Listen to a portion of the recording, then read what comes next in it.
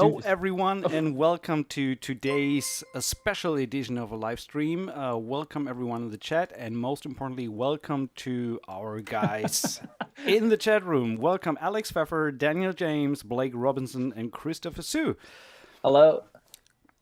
Before we jump straight in, what I would love to do is just have each and every one of you give a quick information about yourself, who you are, what you do, in case some people don't know you. So, Alex, maybe we'll start with you. Yeah, so hi, I'm the grandfather basically of this group here right now. So no, I'm Alex Pfeffer. My name is Alex Pfeffer. I'm a composer, sound designer from Hamburg. I'm doing this for 15 years now, and I have worked on quite a few video games and, trailer licensed tracks. And I play guitar, and you may heard of me from a few YouTube videos or a few, games or whatever. And I'm pretty stoked to be here tonight. So thanks for having me. Thanks for being here. Chris, how about you? Yeah, well, if Alex is the grandfather, I'm the baby. So I'm very excited to be here as well. And when I got the invitation, I was like, wow, I'm very honored, and I really appreciate, having the opportunity to chat with you guys. It's very exciting. So I'm a pianist, and I started off as a singer-songwriter a few years ago, and then transitioned to kind of writing orchestral music a couple of years back when I discovered sample libraries. I was like, wow, this is a really cool advancement of technology compared to what we had before. Now with all the virtual instruments and everything we've got, it's just amazing what we can do. So it's just been a lot of fun, and yeah, again, I'm just super excited to be here and looking forward to chatting with everybody. Thanks for being here, much appreciated. Thank you. Mr. James, what you can say? Hi, I'm Daniel James, and I'm an alcoholic. No, wrong meeting. No, yeah, my name's Daniel James. I'm a primarily video game composer, I guess, and I also do some film stuff.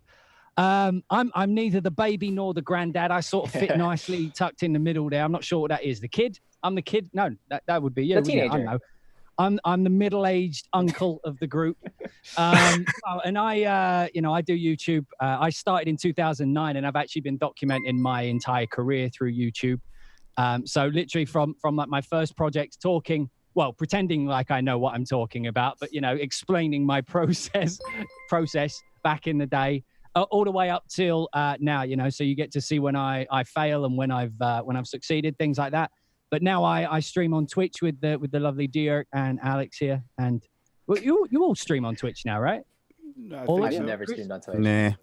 Nah, too lazy for it. Well, the other streamers here, but yeah, other than that, I'm just happy to be here. So thanks for hosting this. Thanks for taking the time to come around. Appreciate it. And last but not least, we got to take things slowly with him because he just got up. Blake Robinson in Down Under. There we go. Yeah, I'm the token Australian of the group. Thanks for having me. No, look, I'm Blake Robinson. I release my music under the name Blakis, and I mainly find myself in the trailer sort of world, doing custom trailer stuff, particularly for Electronic Arts. I've been lucky enough to do a bunch of Star Wars trailers for them over the last couple of years, and the Rise of Skywalker trailer as well. So yeah, just trailers all over the place. Did though get to do something that wasn't a trailer recently, an Apex Legends short film, which was really fun as well with the Respawn guys. But yeah, good fun. Cool. Thanks so much for being around and for getting up early. But you have a small kid, so you're used to that anyway, right? Yeah, true. And yeah, I made my 5 cents for that as well, or 2, I don't know.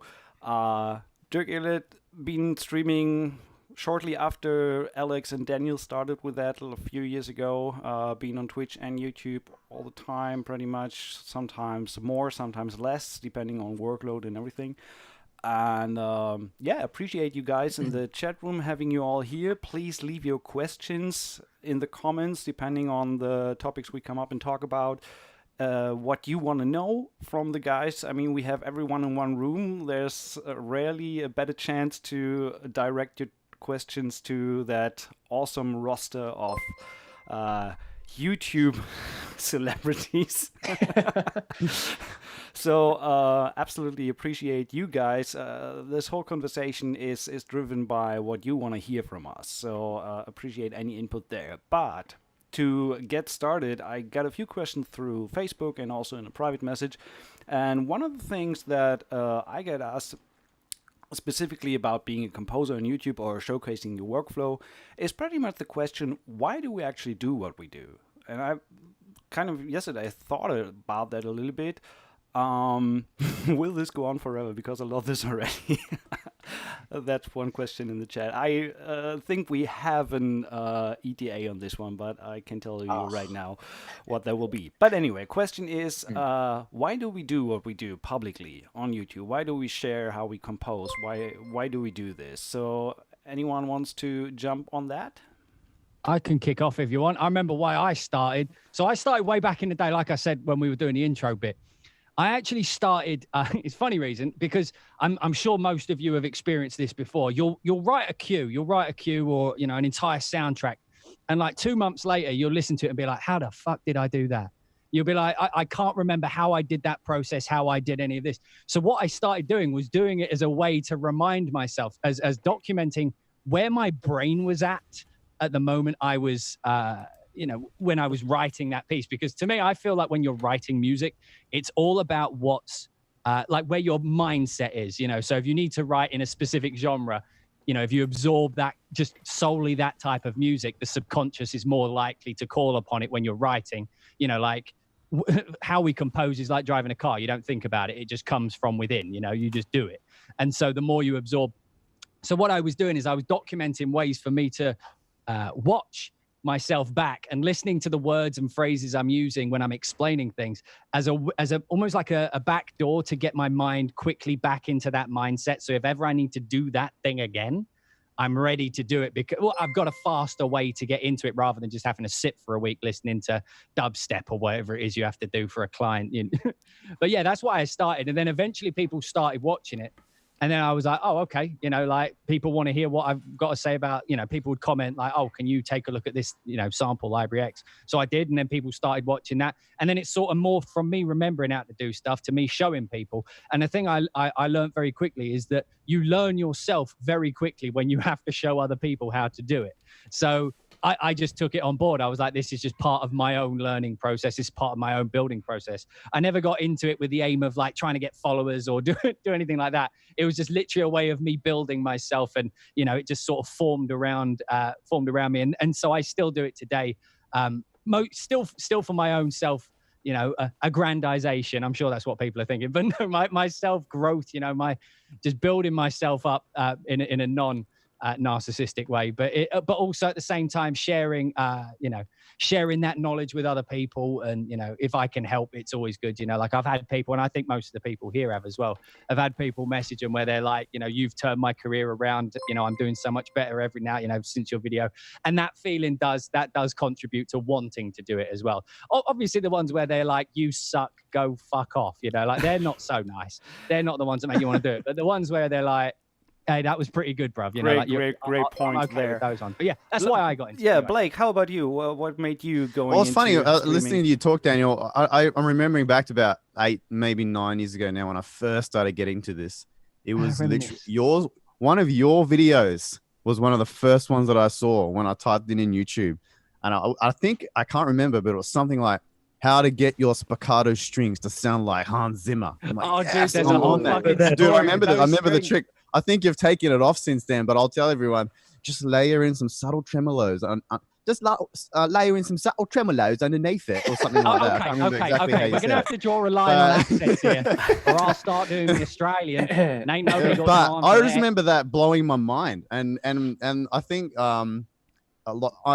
my profession before becoming a full-time composer about 3 or 4 years ago now was teaching. And I taught little kids, you know, primary school kids, we call it over here, 8 and 9 year olds.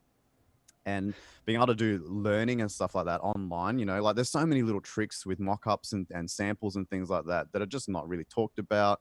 And I learned everything that I know off, no offense, but like crappy little YouTube videos like that. Do you know what I mean? Boy, you know, tell me what you really think, Blake. And so, no offense, bro, no offense. I prefaced it. And that's why, so it's a bit of a combination of that. The fact that I was able to learn so much is why I started dumping stuff out there as well. And it was kind of almost a little bit second nature to me coming from a teaching background as well.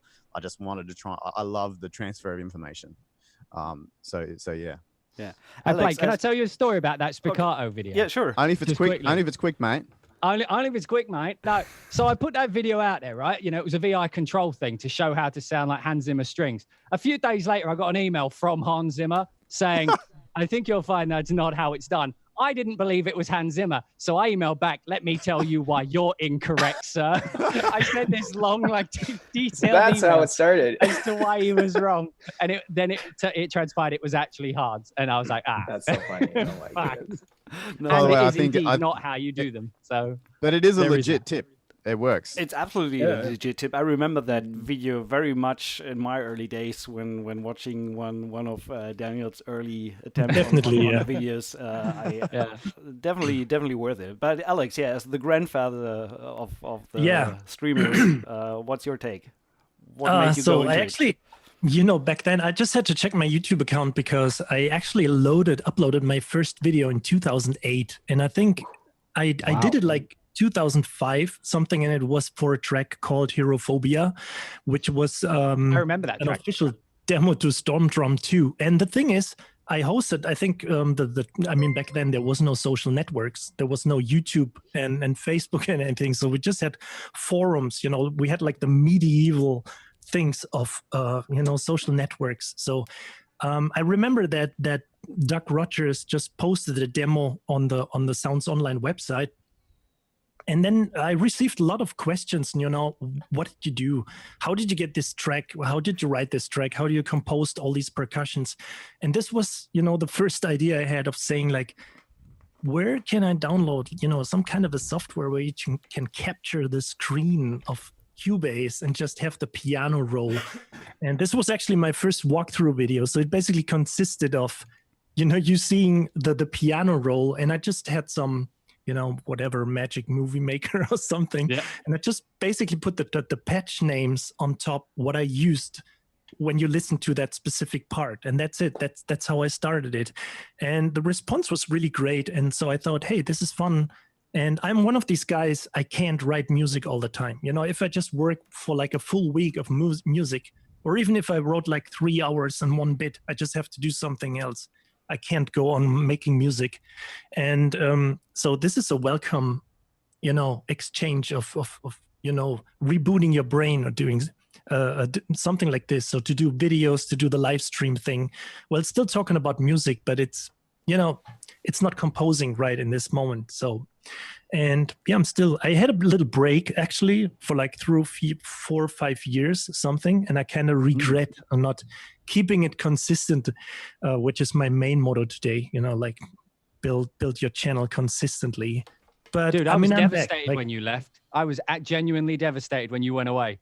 Like, for real. it's a I used to watch your virtual videos hug, all the time, man. Oh, Yeah, and these times we only can virtual hug anyone. But Chris, what about you? You, as the baby boy, as you That's right. put it yourself, what made you go into it? yeah. So I guess when, like way back, I guess 2011. So it's not as far back as some of you, but 2011, I started a piano channel, and that I tried to remain consistent on that because I enjoyed, playing and getting videos up on there. But after a while, piano performance wasn't like my favorite thing to do of all time. And then when I discovered songwriting and composing, I actually was much more interested in that type of thing. So then the end of 2018, I think I thought to myself, if I can create a channel about something I'm legitimately passionate about and want to continue doing, then I might have more success with motivating myself to actually creating regular content for that. So then the first thing I wanted to put on there was a piece the first orchestral piece I ever wrote. So that went on there. And then after that, I kind of did a breakdown video for that piece. And ever since the questions have just continued to come in, and I've grown with my audience. I've continued to discover new techniques, learn from all of you guys, and just continue growing up as a person who continues to create stuff. So it's been a lot of fun, and have no plans on stopping soon for sure. I think all of us want to continue making some type of impact in the industry, and it's just a lot of fun along the way. So it's been Cool. a lot of fun so far. Well, it's great to have you guys all live nowadays and see your videos. One question that goes along with that someone asked is there an essential difference? And this is, I think, more a technical thing. Is there a major difference between doing a live stream or pre-made video, like prepping everything and just uploading a video that you have more time to create, or the thrill of being live and anything can happen, so to say? Thrill. So quickly, maybe jump into that difference, if there's any for you, and what do you, for example, prefer? Do you prefer to be live, or do you prefer to do like sample review, library reviews, or track walkthroughs, something like that, to be done offline and then upload? What's your take on that, Daniel? I tell you what, it was a fucking blessing when live streaming came along, because I hate with a passion doing pre-recorded videos, because I'm always like, hey guys, and then I'm like, was that good enough? You know, was that good enough? And then I'll like stop 10 minutes in and be like, fuck it, I'm going to start again. Hey guys, Daniel J. Now, was that too powerful? Was that too on the note? You know, and so you practice under the shower, right? Dude, I practice everywhere. To be honest, I'm surprised I'm not practicing on this. In fact, I just threw 2 practice Daniel Jameses out there. So anyway, as I was saying, no, when live streaming came along, it's the kind of person I am is definitely more suited to live streaming. Like I thrive on I'm not like extroverted in that way, but it's like when there's a live chat room and there's live people, I find it much easier to bounce ideas off of people than like on a forum or a message board. But even in like pre-recorded videos, you know, you feel like you're being a bit more canned, you know, a bit more kind of, you're watching what you say, you know, you're trying to be more articulate and stuff. And I tend to find with me, you know, a lot of what my channel's about is just me and my personality, the way I do things, you know what I mean? Like I don't do things the conventional way, not for effect. It's just that my channel's more for me than it is anything else. So that's just what it is. So when live streaming came along, it allows me to just be me. So when I'm doing reviews and overviews and things like that, I feel like I'm more honest with it, because it's, you know, because it's channeling through actually me rather than like trying to impress people. Like I always found when I was pre-recording, I was trying to be like professional and all like proper. And it's like what I was doing, it's like I'm talking about recordings of someone tapping a glass in their living room. You know what I mean? I don't need to be fucking professional about this. It's like no one really cares. People just care about what it sounds like. So I can instead just be myself. And, you know, live, I feel like the live streaming allows me to express that considerably more than a pre-record. And pre-records as well, worth saying, pre-records also, like if you say something bad in a review, which I have been accused of saying before, if you do a pre-record, people will say that like, oh, or you say something overwhelmingly good, they'll be like, you just edited out the bad bits, or like you're only showing me the good bits, and shit like that. And when you do it live, it's like, dude, it's 8 hours long. Sit down, grab a coffee, go watch it, or shut the fuck up. You know, like it's that might be another question. I got a question actually. Do the streams need to be this long? Oh shit. But yeah, I mean, you mentioned something that I find pretty interesting. I think one of the major difference between like a pre-recorded video and going live is actually you kind of need a little bit of an extrovert persona to be able to jump in front of a camera and interact with an audience live, no matter if it's on an actual stage with audience in front of you or if it's through a camera with the audience sitting behind the screens. It's still, there is a kind of thrilling element of being alive, and anything can happen. If you throw up, you throw up, you know? Yeah, right. And so if someone asks me what's the difference or what is better, I think that's the main difference, because I think not everyone is suited for going live or doing live streams just because of an maybe not as extrovert personality. On the other hand, I think that going live is a great way of building more of an audience than uploading a pre-made video and only have communication through the, for example, through the comments on the video or something like that. So I think that the interactive part of a live stream is more helpful in building a community or building a communication platform for the stuff that you're talking about. So that's my take on it. Blake, what do you think? Did you ever do pre-made ones? I've neglected my few followers for a couple of years now, so apologies to any of you out there. So, but I love the live stream, the interaction side of it's the main reason why I chose to go live. I did a couple of things, really long live ones you know, just raw. I think they appeal to different people as well. I mean, people who, you know, the pre-made short punchy videos are helpful for people just out there trying to get, you know, specific facts and information and all that. But yeah, the lives are a bit more fun for people who want to actually, you know, have a bit of a journey with you and a bit of fun. So yeah. I suppose if we're being honest with it as well, like no one wants to say it, but there's a degree of wanting a little bit of fame out of it as well, isn't there, boys? Like if we're not doing this for no one to watch it, are we? Like those views do matter to a degree. I don't know why. Maybe we've all become addicted to the endorphins of getting likes and views. Does anyone else feel that sometimes? Well, I just think the nature of being a content creator.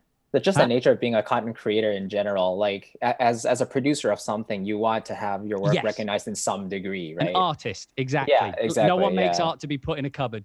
Right. Yeah. I just looked at my first YouTube upload, and it was definitely me just posting a mock-up, basically trying to, and you don't do that for any other reason than for people to hear it. Right. Right, exactly. Right. So any other notices on live versus pre-made? Alex, I think you didn't say anything about that, and you did both. I know that for sure. I pretty much agree with Daniel because, you know, it's the interaction thrill. You know, you have your live on camera, and I mean, there is like this constant brain fart plug-in in a German's brain, especially when you're talking English, because you always have to translate first before you get it out. And then I'm one of these guys who sometimes gets into that, you know, kind of that grandfather on the Muppet Show, just going on stage and then, where are you guys? You know, oh, it's this way, you know? So you really have to think first what you're trying to say, and then you get into some route you think through in German, and then you head out in English. And this is kind of a challenge. And this is the thrilling when you go live and you interact with people and everybody sees you. And what's important for me, why I did go live, is that everybody also sees you failing, because I totally suck on playing piano. You know, I totally fail. I can, you know, just ask me to play like some kind of a track. I can't. But this is also what I want people to see, because on YouTube videos, it's like everybody's like, you know, I'm just Anyways. What's wrong with that, Alex?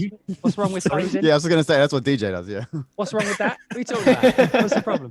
The disco moves, we bring them in. Can I just make another point? Sorry, between the live. I genuinely believe that once you get live streams set up, which it can be complicated at first, but once it's set up, it's considerably easier to live stream than to do a video for YouTube. Yeah, that's true. That's true. I can just put the camera on, push record, and it's beamed out to everyone. There's a chat room already done for me. And when it's done, it's put in an archive. And then I can choose if I can be bothered to go cut it up, deal with it, see if there's anything decent for YouTube, you know? Like, whereas if you do a YouTube video, you have to set up the camera, you have to record it, you have to make sure you actually recorded it. Has anybody done that one? Not actually push the record button. That fucking sucks. Anyway, but like you have to record it, and then you have to sync the audio together. Then you have to edit it together, you know, cut out all the bits. Some cameras only let you record for 30 minutes at a time. For someone like me, you can imagine that's a bit of a problem, right? And then so you edit it all together, and then you have to export it, which takes fucking hours if you're doing it in 4K. Then you have to upload it, which takes another few. You know what I mean? It's just much easier to just go stream. I'm done, you know? That's my effort for the day. Cool. Going on, there was a great question in the chat room regarding myself and Daniel being in LA now, having moved from good old Europe over here, and Alex staying in Germany, Blake in Australia, and Chris, I think you're in Canada, right? I'm in Canada, yeah. So the question was how much that had an influence on the career being in LA, or even other way around, not being in LA, how much of that has an influence on your career. So maybe that's a quick thing to talk about. Daniel, you being in LA, did you feel that made a major difference, your move? To be honest, like I did all of my dream projects. You know, I did them in Battle, with the little village just outside Hastings. You know, it's a little quaint village. So I didn't need to be in LA to do the things I wanted.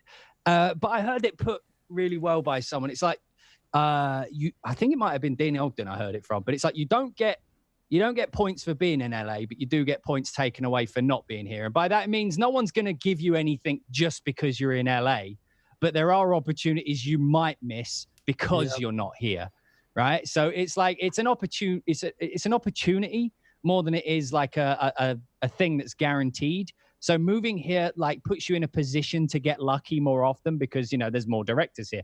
There's a chance you go down to Trader Joe's and you're both going for the same crumpets. Boom, director, you know, you've met someone. That's not going to happen in battle. You know, it's going to be me and Ethel fighting over the last eggs. You know, it's not the same kind of balance. So just being here, you know, you're amongst the famous people. You're amongst the creatives. You're amongst the artists, the singers.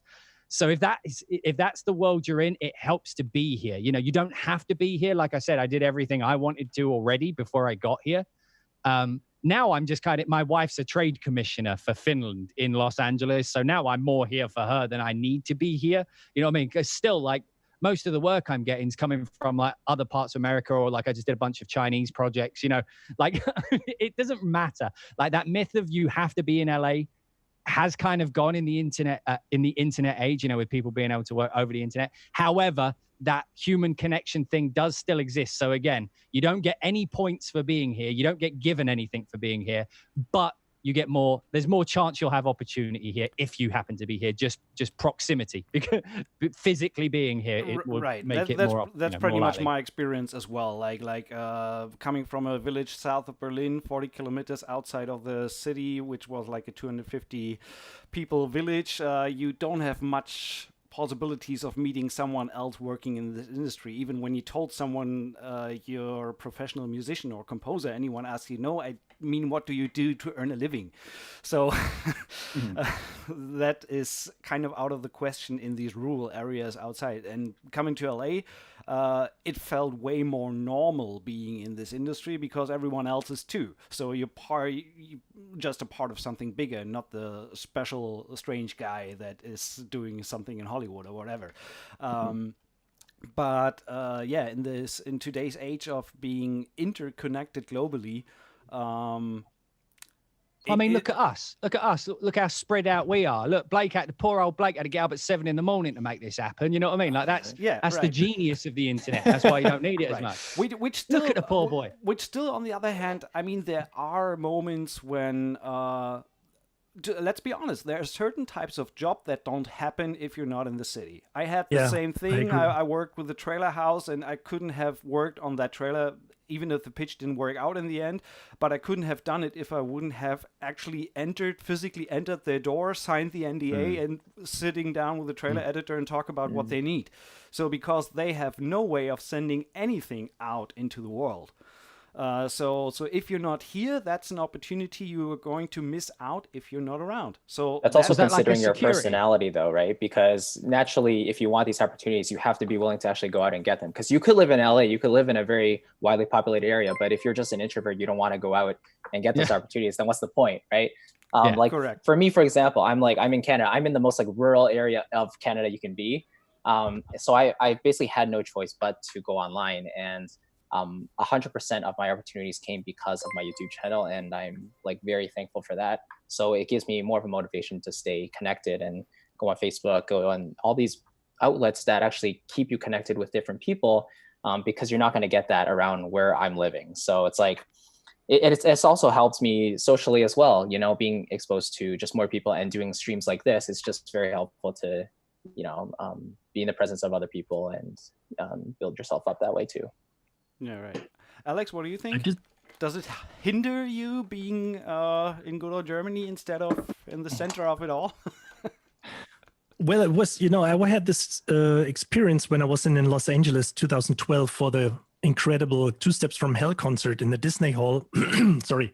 And I, you know, visited a few people, let's so to say, and I experienced the situation that I met some guy who I worked with, who is also part of a famous heavy metal band. So, and I was visiting in his house, and then he said, hey, we have the chance to work together on a movie.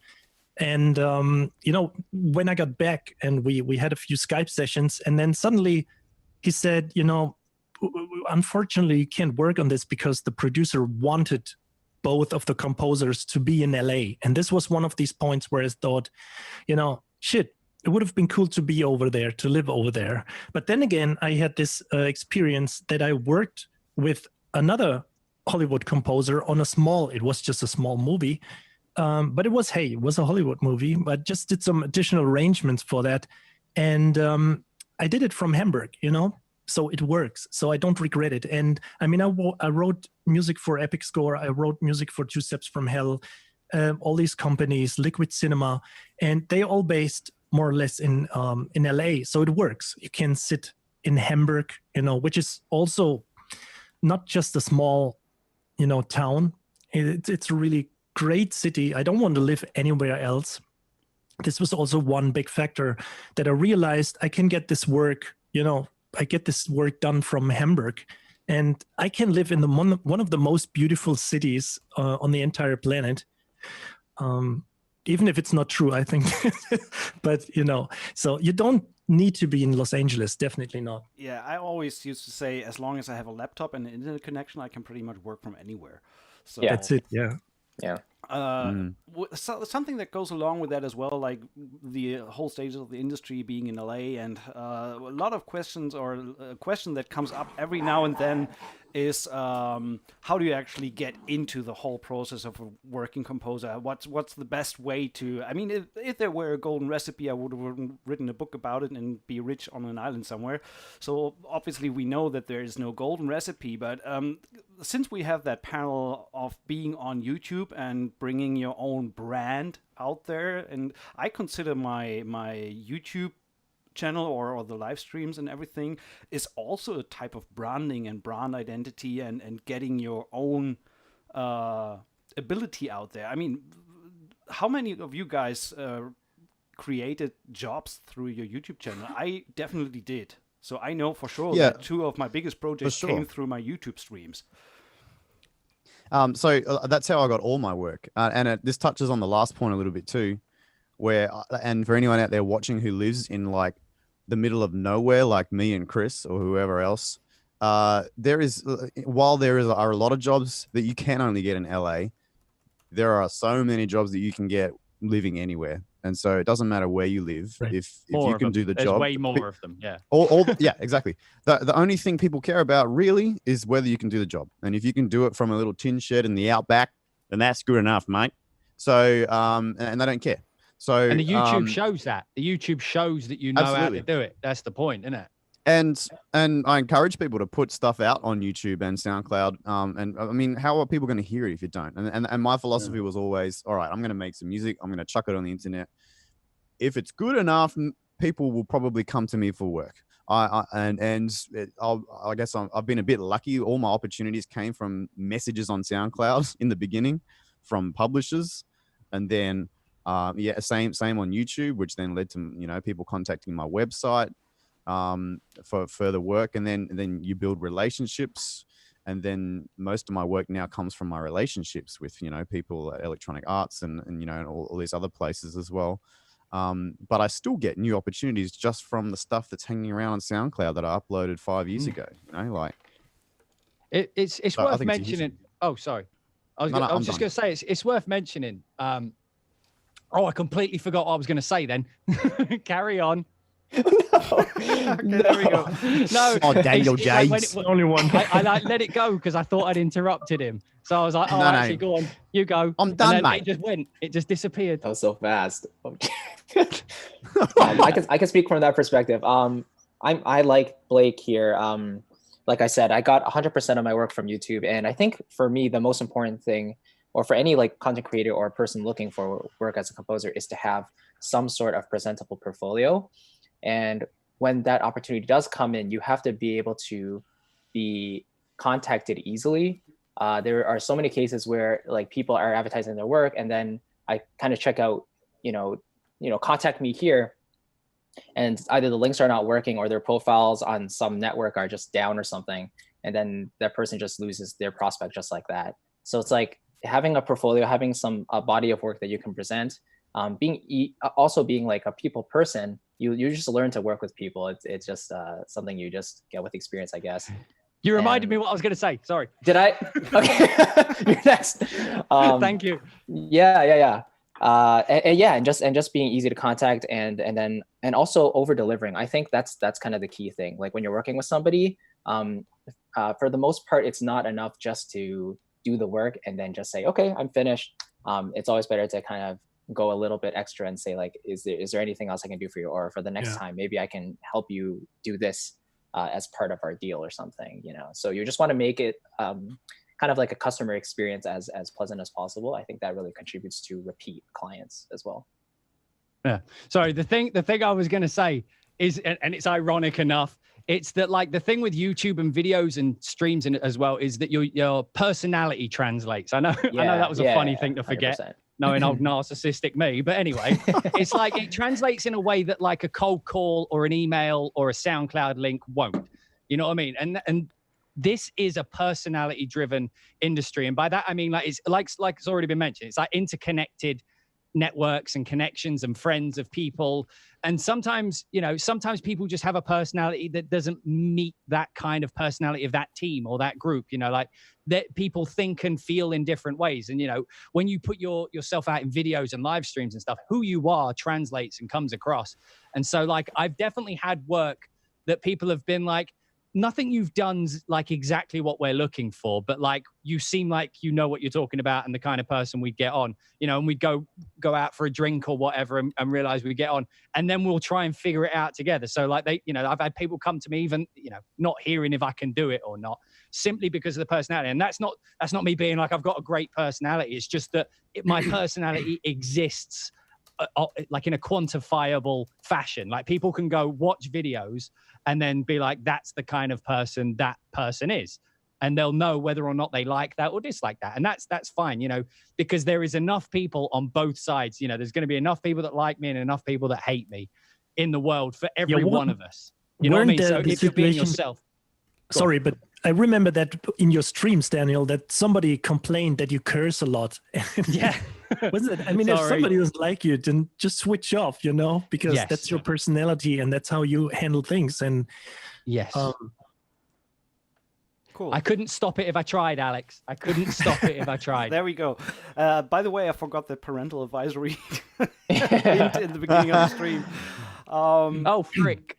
But anyway, I have to look. There was a great question that I really liked that I think Valhalla asked that. I love the idea. What is the one piece of advice that you would give yourself from 5 or 10 years ago?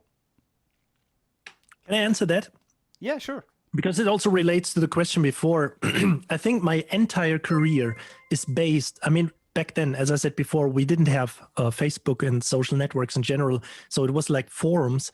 But my entire career, actually anything I do, may it be working for Dynamedion, for Germany's biggest music video game, you know, music company, and or getting into the trailer industry and everything, there was just my entire career is based just on being around on forums, being around on social networks. This is how everything started. So if I would go back to myself and saying, what would you change? I would say, first of all, nothing except one fact: to build content consistently, regularly. This is the best thing you can do. And this is, I don't mean this in a negative way, like pointing to everyone watching this. This is why 90% of you will fail, because you're not building content consistently, regularly, you know? Ouch. You're going to fail, fuckers. I think the message, I think they know how they... 90% of you are going to fail. Sorry, no, I didn't mean to break your flow. That just cracked me up. Sorry. No, yeah, I mean, just I mean, the people who know me know probably how I mean this, but you know, I'm just saying this kind of a motivational message that 90% will fail, because then they would feel motivated to stay in Absolutely. That wheel and producing content. And at least this is how I get, you know, if somebody like really kicks my ass, this is where I start working. When somebody puts something negative on me, this is where I fire up and just go and make it better. You know, this is the stuff that drives me, not necessarily insulting, but, you know, just kicking me.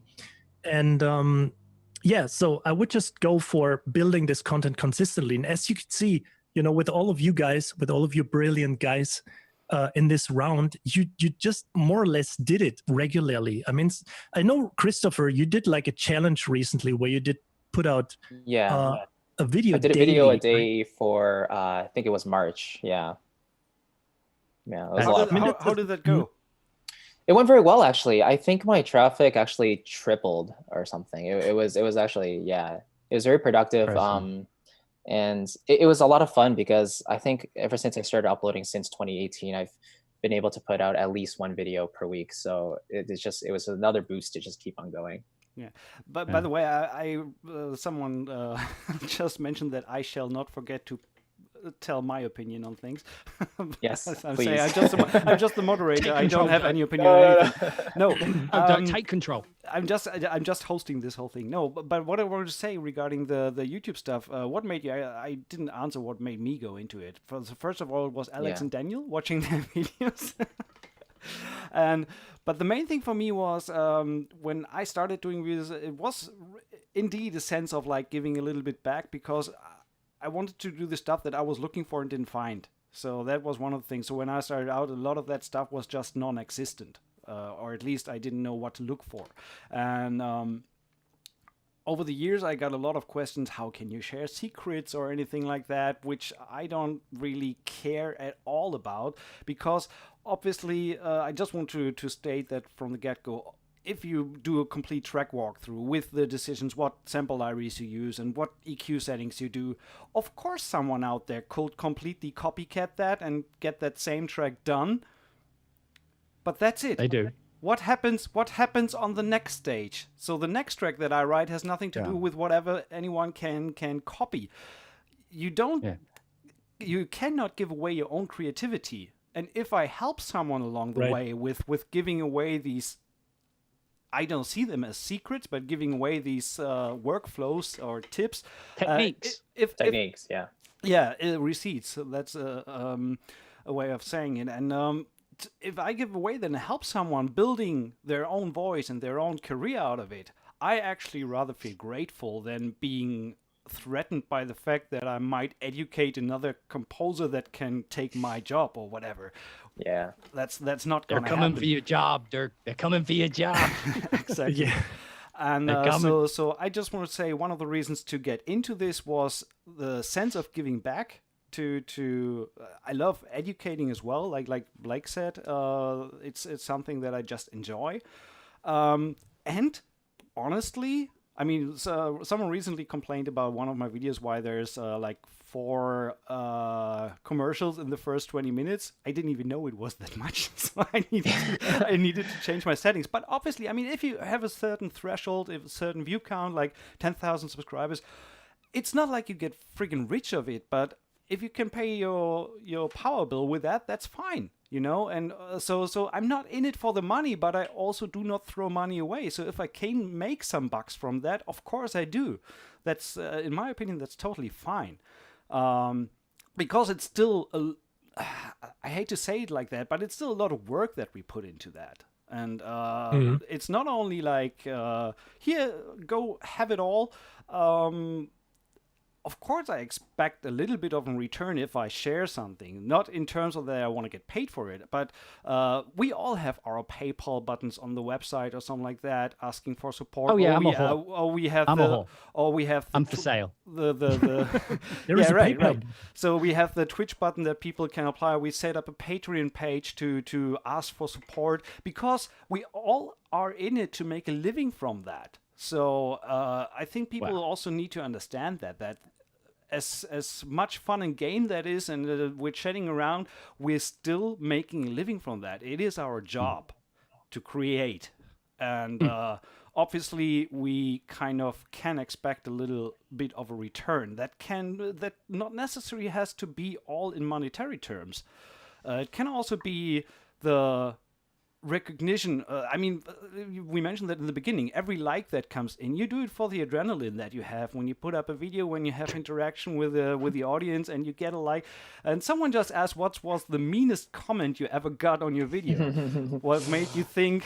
What made you put together these words? I think that's the other side of things. I mean, in this day and age, we have to do with trolls and all these guys that are just envious of what you do. I thought you meant Foreman for a second. Then No, I was like, what? not like, trolls. Troll. No. Did I pronounce that wrong? Is it trolls? I was like, what? No, No, no, no. no. Sorry, it's just that's where my brain went. I was like, Same here, yeah. No, we're not talking about trolls. Sorry, no, trolls. carry on. Talking about internet trolls. sorry. So I mean, that's another Proceed. side of things. If you put yourself out there, you make yourself you build a platform for anyone, be it positive or negative, so both can happen. I mean, maybe jump on that. What do you guys think? What was the worst experience you had with a comment on one of your videos or something like that? What made you cringe? There's been too many. Man, I've been shat on so often from so many directions from so many people. By this point, they all just kind of blur into this big, You just build a great resistance. shit. Yeah. It's just a wall of shit. I don't pay credence to it anymore. I heard a phrase, and I can't remember who said it, but I live by it now. It's don't take to heart criticism from someone you wouldn't turn to for advice. Ooh. And so if someone's going to criticize you, if you wouldn't turn to them for advice in the first place, why does it fucking matter if they tell you to go suck a dick because you don't like Spitfire? You know, it's like, what is life? What is the point of leaving a message like that? But anyway, you just can't let it get to you. You just got to kind of move on with it, you know? I honestly, right now, can't remember any of the negative ones because I don't care about them anymore. I genuinely do not care. Like if someone just is intentionally doing that, I just block it. I just block it. Like there's like people say freedom of speech. It's like, I don't care. It's like, they're contributing nothing positive. You know, why are they here in the first place? It's something different when it's constructive, right? Yeah. Of yeah, course. if they're saying that Yeah. like this is bad because this, and this, and you could improve. I mean, obviously not being a cunt about it, but like, you know, coming and just saying it nicely or whatever. Right. I Absolutely love fine. But when- if someone comes in and goes, "You suck," it's like, and goodbye. I love know? what Tom Hawk just said in the chat. He said like something, once you're at the point that you get negative comments on your videos, you do something right because you have something worth mentioning. So- Oh, that's a Churchill quote, isn't it? It's like, you've got enemies, good. It means you've stood up for something in your life. yeah, right. I So have that goes along the I've run same way. across whole forum posts of like 5, 6, 7, 8, 9, 10 pages of people bashing my music on the Star Wars Sorry. trailers. Sorry, I was having a bad day. But I love it. I actually love it. It doesn't bother me at all. I read it and got some Nice. popcorn, and it was, you know what I mean? Like, people will always criticize you, no matter what you do. And what DJ said is true. You got to choose who you listen to, and whether you value what they say or not. And I actually understood the position where a lot of people were coming from. You know, like what I do with the Star Wars music in the trailers is a bit sacrilege to the traditional John Williams thing. Do you know what I mean? I'm actually simplifying it. I'm stripping it of all the John How Williams dare and I'm you. making it a pop track, basically. Do you know what I mean? I know I'm doing that, but it's what the people want. Oh, yeah. it's what my clients want.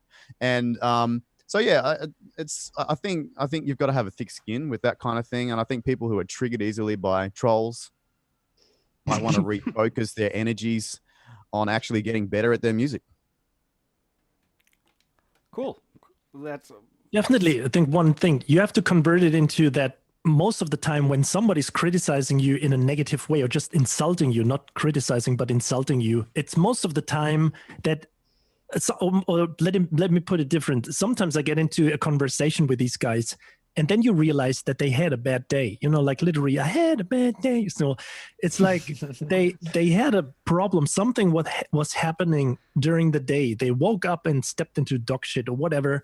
And this automatically shaped their day. And then they stumble upon an email from me and saying, no, I'm sorry, I don't have time. So or some YouTube comment when they just, or like Blake said, you know, they were, you know, bashing his music. These are probably people who are either, how do you say, envious by not having the opportunity on writing music for a Star Wars trailer. I mean, Star Wars, yeah. it's But freaking that's huge. the thing. You can track. That's an how. awesome job.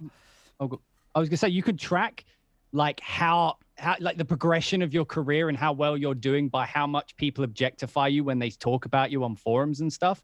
Like, so I noticed when I got, you know, removed from a certain forum, like people people stop talking about you like a human being. They talk about you like an object. And I've noticed that I get that in my YouTube comments. I get that in Twitter now. Oh, no. You know what I mean? So you put something up and then people don't talk about you as though you're even there. You know what I mean? It's like, I disagree with this thing, or I disagree with that thing.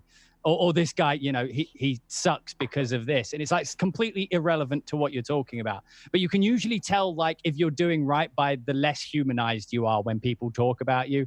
If they talk about you more of like a thing, then you're doing good. Then they consider you a legitimate thing. Like, and that's they the thing. If they misusing talk about you. you as that's what I'm saying. If you get beyond the point of them talking about you as a person, you are important enough in their life that they have objectified you to a thing that they discuss, you know, like compensate their own personal problems, probably. Yeah, you are a topic in their mind, you know, like you're not even a human anymore. You are an agenda. You are a thing. That's pretty cool.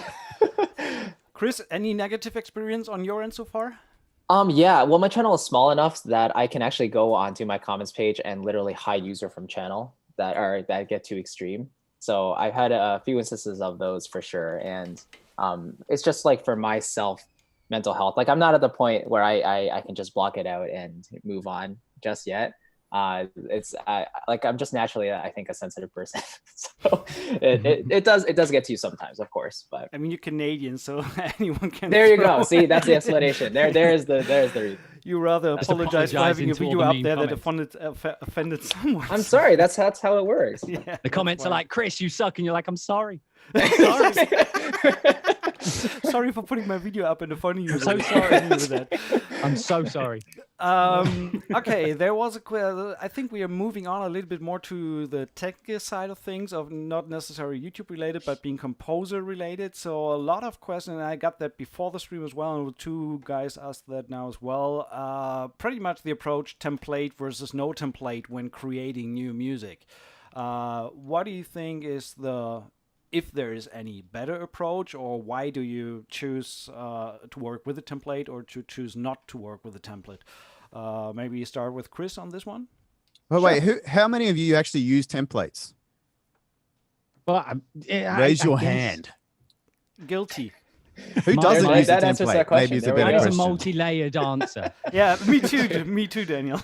Yeah. Yeah, because when I look at your streams, Daniel, I'm confused because it looks kind of like a template, but then it's kind of not a template as It well. looks like a So I'm template, but intrigued it's about what fucking your thoughts on shit. this. Well, what is It's contact 3, 4, I 5, look at 6, your 7, 8. stream and what is this? It looks like a template, but it ain't a template. No. Okay, so I used a template for my orchestra because I nerd out on the orchestra heaps. Like, I've literally spent years just tweaking the imaging and the reverb and the EQs on my orchestra, and I update it all the time. And so my orchestra is a thing, right? It's its own thing. And so I very much have a specific template for that. And then everything else is kind of fair game for me. So I kind of just, every other project that needs, you know, different synths and different other sound design and stuff like that, there's no way for me to really template that effectively. Yeah. I'm interested on your thoughts on this, everyone else, especially you, Daniel. But yeah, so my template's empty, right? So it looks like a template. See, I agree. is that a template? Let me explain myself. Let me explain myself. I've got a whole thing lined up. Don't make me forget it again. Okay, sorry. Starting to go. Right. So, no, my template is basically, it looks like a template. So I have a section for strings, brass, percussion, all the sections.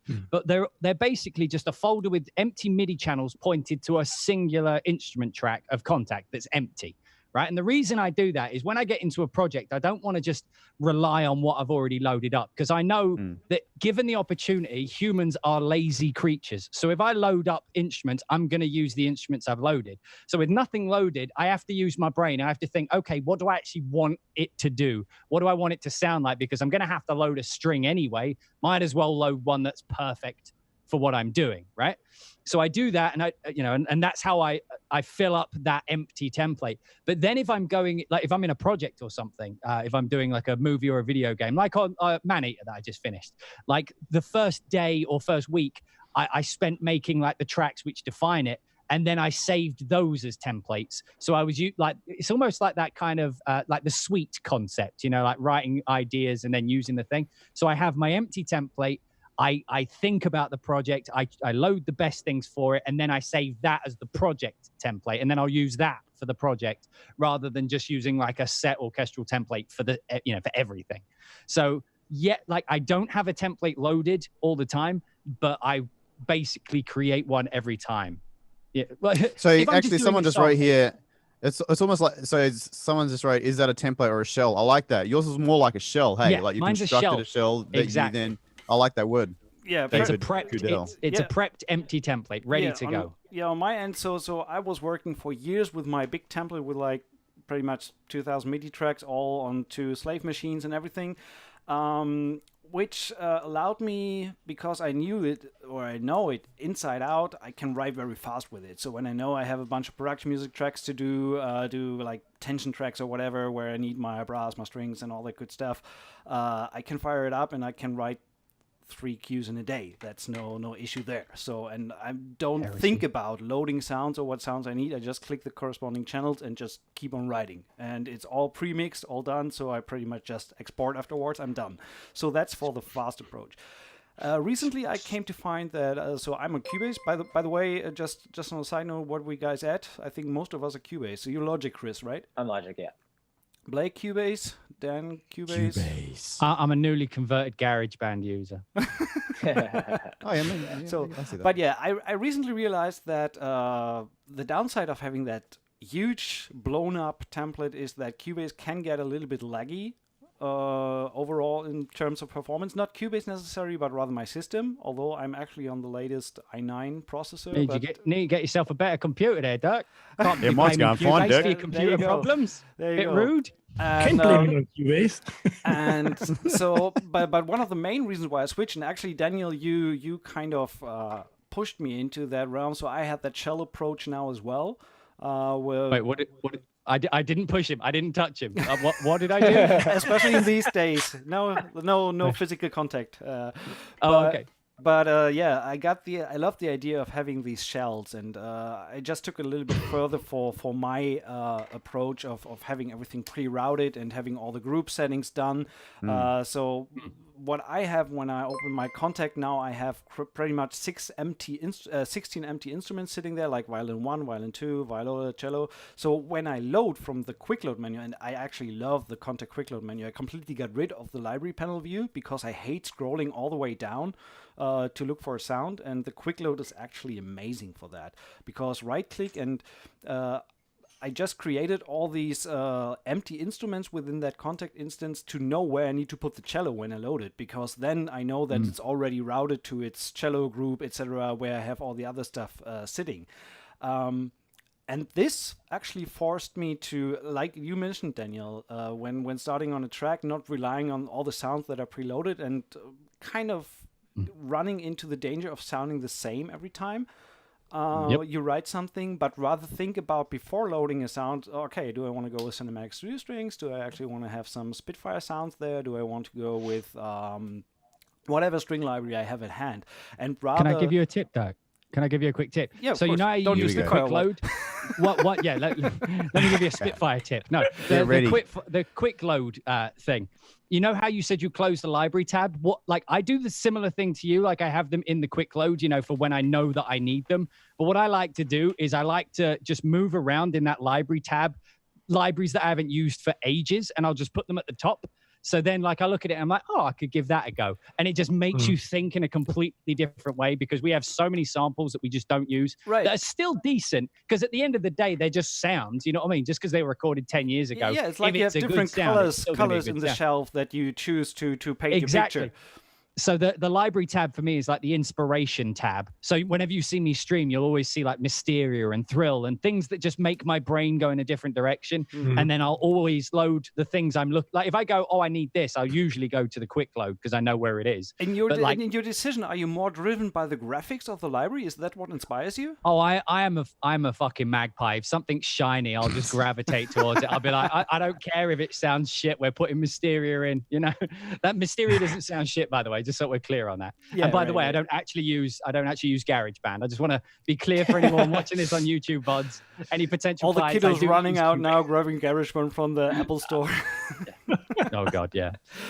Anyway, but yeah, wanted to finish Inspiration, that the big template, I still use it when I need to work fast and know that this is exactly the sounds that I'm using for what I'm going to do. But I do love the freedom that empty shell template approach gives me in exploring not new sounds, because I still have them already, but I forgot about them that I have. The same as you, like when you scroll through the library panel, and what I did is I just have the same grouping that I have in my overall template, like strings, brass, woodwinds, etc. I have the same groups in my quick load now, and if I click on strings, then I have all developers like Heaviosity, Spitfire, or AT, or whatever, and that. Just the fact alone to build this quick load, this is the painful process to build your quick load menu, because that takes some time, because you need to sift through all your libraries and drag them in manually. But that actually helped me to realize what kind of shit I actually have, because once I got to the drives that are not SSDs but HDDs, then you realize, I have shit ton of stuff lying there that I haven't touched in years. But once it's in the quick load, it kind of reminds me of and explore more sonic possibilities that I wouldn't have done in the regular template that I use. So that's my take there. Alex, what do you do? Well, to be honest, I transitioned to the shell or shelf approach too, in a way, because to be honest, I have to say that I got really frustrated with Cubase recently. I mean, I'm a Cubase user and I'm a Studio One user, and it's always like, I hate you, and I run to the other one. Sorry, guys, I just read a comment that I loved. Contact should have an inbuilt feature. You haven't used Symphobia in 490 days. That's a good idea. That is actually a great idea. You haven't used this. Awesome. Well, it's some libraries deserve not to be used for that long, but anyway. Wow. Some very expensive ones. What? Who's so talking? you use shells too now, Alex? Yeah. So Kristen, what about you? And I just got kind of frustrated with Cubase because I already spent like a few days building like a big template with not really that much. I was still building it. And then suddenly I started, hey, you don't need to worry about that sloppy behavior. The more tracks you have in there by deactivating them. So you would just have like maybe 4 or 5 tracks going and the rest is deactivated. So technically you could have an entire template of like, like just making up something like 1,000 or 2,000 tracks. And they would be all deactivated sitting there except the basic stuff. So basically you could load in everything you want or everything you need. However, recently something happened and every time I reactivate a track, it starts up as a solo defeated track. Means like when you solo another track or you mute or when you solo another track, this track always stays on solo defeat. So what do? You go in there, left click, shift alt, and you have to solo defeat it, unarm it. And I can't find what's the problem. It's somehow baked in. That doesn't do that for me. Huh? That doesn't happen to me. That's weird. Yeah, it's probably because it's me, because I feel sometimes it's like all these things happen to me all the time, and it's crazy.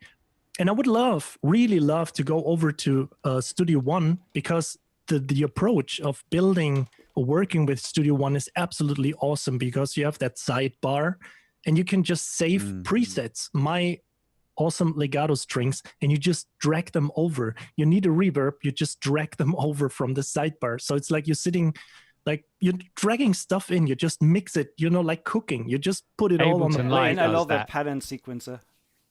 Yeah, it's really awesome.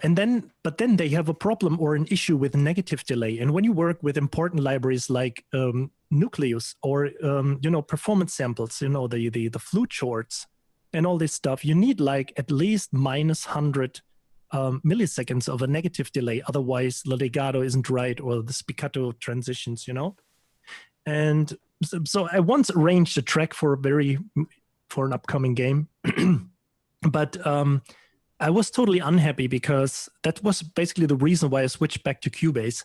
And now recently Cubase introduced this funny bug. I mean, hopefully they fix it, but this was one of the reasons spending like 10 years with templates and doing videos, template talk and talking about how to set up stuff, that I changed back to that.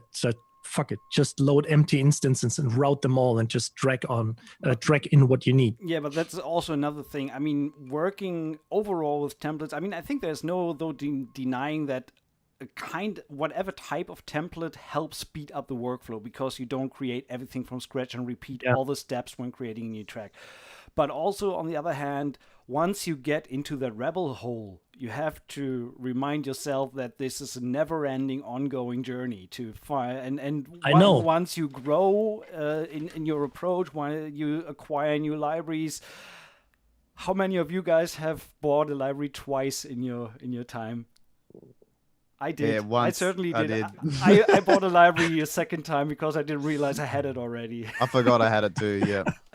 So and it's an ongoing approach, and it ever changes. And we had these deactivate templates, then we had VE Pro, and everything has.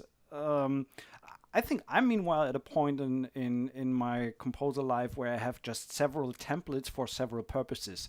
And it's like Daniel mentioned at the beginning, you have different colors in the shelf, and depending on what you want to paint, you know what colors you need to choose.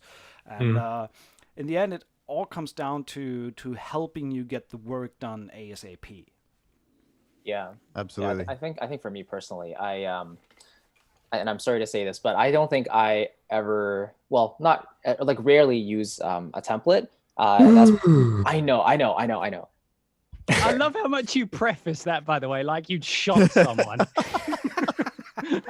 Now, you're all going to hate this. I'm so sorry. Yeah. Sorry, carry on. But yeah, I personally see like the process of choosing track by track almost like, like you've all been talking about, starting from scratch, completely from scratch, and then saying like, okay, the tone of this piece is going to be like this. So what kind of instrument do I want here? And if it's a string library, what string library is that going to be? Because then you have to know the ins and outs of your samples and how they all sound together.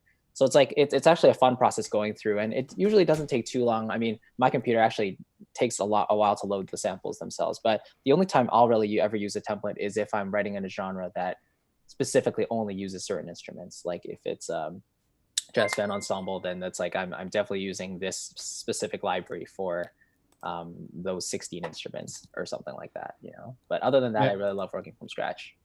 Yeah, in my template, I used to do this thing, and like what I would do is I would just drag, like if I was going for unique or I was trying to be like artsy fartsy or wanky or whatever, I would just like drag in a sample without auditioning it. I drag in like 5 or 6 samples, and then just my job was to make it work, Yeah. Like that was always a fun thing. Like you wouldn't do that so much with like a full template, It's just like It'd be too chaotic to do that. But like sometimes I'll just crack open Ableton Live, which I still use, by the way. So like talking about templates and stuff, my template in Ableton is exactly the same as my template in Cubase in the way it's structured. But like if I'm doing EDM or like, again, if I want to do something really sound designy, I can just jump into Ableton Live and work the exact same way. I just wish that Ableton would let me change the key commands so that I can trigger the stop go with does anybody else use that? The keypad for like 0 is stop, 1 is back to marker 1, and enter is go. And has anybody else here sent a message to someone like on Slack or something that just says 01010101? Definitely Discord all the time. 1111111 enter, and you're like, what? Why is the music still playing? And you look over and someone's like, what the fuck are you talking about? And it's just like 0101 GH GGGGGHHH. Sorry. It happened to an audio director, and he was like, what is going on? It's like 1111. Yeah, 1111 every time. It's the same thing as your track naming, like final version, final, fuck it, now it's the real final. Oh, sorry. Can I just put it? Can we please all scorn whoever decided that F1 on the keyboard should load up the internet and then go to the manual of Cubase? Whoever decided that should be taken out the back and beaten with a shoe. Definitely. The amount of times I'm like, right, okay, I'm just going to push number 1 on the keyboard. Oh no, apparently I'm going to Chrome. Am I? Right, okay, I'm going to browse the internet for 10 minutes. It doesn't work with my porn addiction. Like once it's open, you've got like, you've got time. There you go. What? Anyway, move on, Dirk. Quickly, on a side note, I just want to mention, I just checked the numbers. We're with Twitch and YouTube combined, we're close to 300 viewers. So thank you all for tuning in. This is amazing. Awesome. I actually love that. And I will, when I've made a huge mistake. when that goes up online afterwards, depending on if we don't fuck it up. I We will probably post will. the links to all your guys' channels so the people can definitely follow along and get notification cool. with the bell and everything when you go live and have all these thingies going on. That's cool. Talking about libraries and buying libraries twice and stuff like that and templates, one question was, I found that pretty interesting, maybe a quick answer from each one of you. If you could only work with a free library or with some free stuff, what would you get? Ooh, I like this question. Can I be wanky and say I'd make them myself? Yes, you can. Yeah, Yeah, of like course. if I was forced to be using free stuff anyway, I would probably use Spitfire Labs. I'd probably use all of them. Project Sam. I'd probably use the entire gambit of free stuffs in reality. But if like we were in that situation, I'd much rather just try recording shit myself. Like I've got enough to write a score. I feel, Good point. you know, with just Good a point there. microphone and my synths. But if we That killed that conversation. if you don't have a mic available right now to record something, do you know of anything that's free available on the market that you actually do? Okay, like? so one of my good friends, Jasper Blunk, who has also made a lot of the Oh, but- samples that I use, he has a lot of good freebies. Well, actually, I think he may have just stopped them. I They think may he have just stopped them, discontinued but they were them, yeah. great when they were Ah, Well, thank Angry you. It was called Angry. It was called Angry Brass. I Yes, think yeah. it was, Amazing. and that was better than a lot of other brass that you could even pay for. Yeah. Um, I just remembered a really good one, by the way. Does anybody here have the G-Town percussion? Yes. G-Town percussion. Yes. G-Town percussion is the greatest percussion library, but you have to search for it. If I Tobias remember, sorry, Marburger. I just need to explain this. Is from what I heard, and again, I apologize if I get this wrong, but the story I like is that like there was a conversation with a developer at the time who was adamant that no, percussion must be recorded dry, so that you can add reverb later. And then this guy comes along and he's like, nah, record it with the room mics. It will sound more real. And everybody was like, nah, you're talking shit. So the dude just went and recorded it and gave it away for free. Like, fuck you. And it's one of the greatest percussion libraries ever made. Nice. Funny, I've never heard of G-Town, but it's hard to I've find. used that a I got lot. mine as an old Giga file and I converted it with Contact. But like I did that in like 2008. So good luck. It was back in the days of torrents, if you remember those, when that was a thing. I've that. The never good old heard of those Emule before. times. No, the legit torrents, that was the only way you could get it. Yeah. Like was through torrents because it's free. It's not like I'm not pirating it. It was a free library Yeah, right. given away, but the only way to get hold of it was to go through a torrent. Oh, It was But I think there was a website, right, at some point where he yeah, but it got shut distributed down. them. That's the thing. That's what I'm Okay. saying. It's like and all the files are like Yeah. you know, the links have expired and stuff. So you have to like dig for it. I mean, I have it. I could just upload it to you guys and not be a dick. But then again, I'm lazy. So like again, swings and roundabouts. You don't want to give your secrets away, right? What other free stuff is there? Like I'm actually trying to think now. I know Spitfire just released their Yeah, thing, I know which is that. pretty I cool wanted for to free. mention Spitfire, the Lab series. I mean, they have a shit ton of stuff in there Yeah, I with use some of them. great sounding instruments. I use some of these on stuff that I worked on. I love their cimbalom, for example, from the Lab series. It's a great sound. If you layer that with piano, it's had such a nice texture. So that is definitely a great start for free stuff. The Spitfire Lab series. Yeah, let me just add in there. Orchestral Tools has their layers, which is Oh, that's basically so a cool. Correct, chordal true. library. The only thing it just doesn't have is a legato feature. So when you play one chord to another, it doesn't automatically turn off the previous chord, which a library like Cineorg from Cinesamples does have. The other one is Project Sam's The Free Orchestra, and they actually made it for a Contact Player now, which is really, really Good. cool. But it's basically excerpts from their they? Symphovia Yeah, series. I think it's And derived can from do the all this other Symphovia stuff. series, right? Yeah, and True Strike and Lumina, like all their big collections.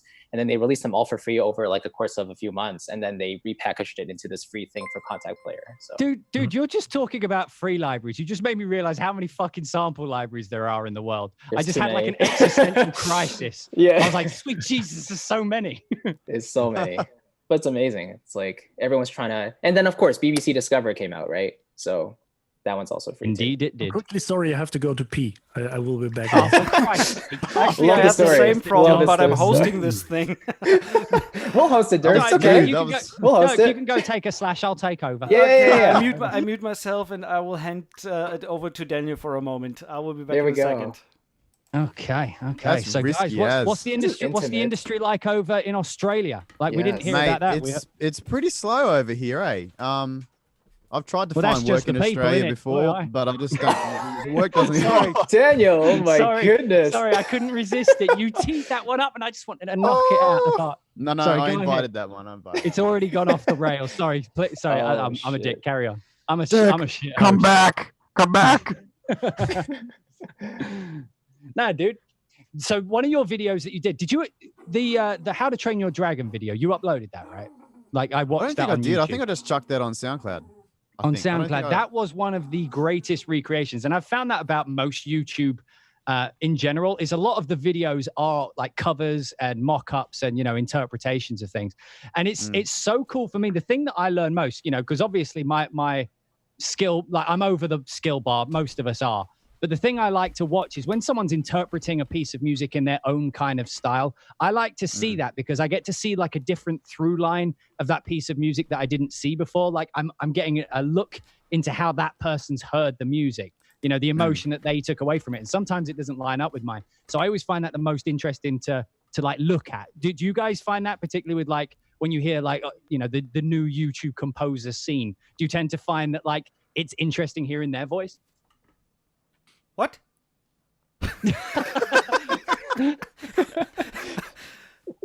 Yeah, I think you could press the set again. Take it away, Dirk. Dirk, it wasn't anything of note. Continue. You did a not bad job, DJ. Yeah, that that was Thank you amazing. so much for Answer is taking yes. over there. But it's Yeah. way more relaxed now. To And the moderate German's this whole thing. suitably pee-free. It's all the beer. That's what it is. It's all the German beer. Yeah, there we go.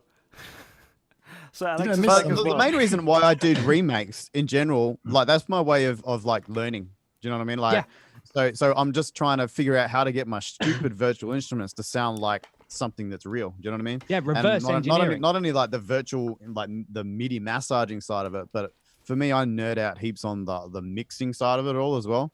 Right. So trying to just force things to sound real is doing mock-ups. Did you see that? And by the tweet I way, put out? Oh, go on.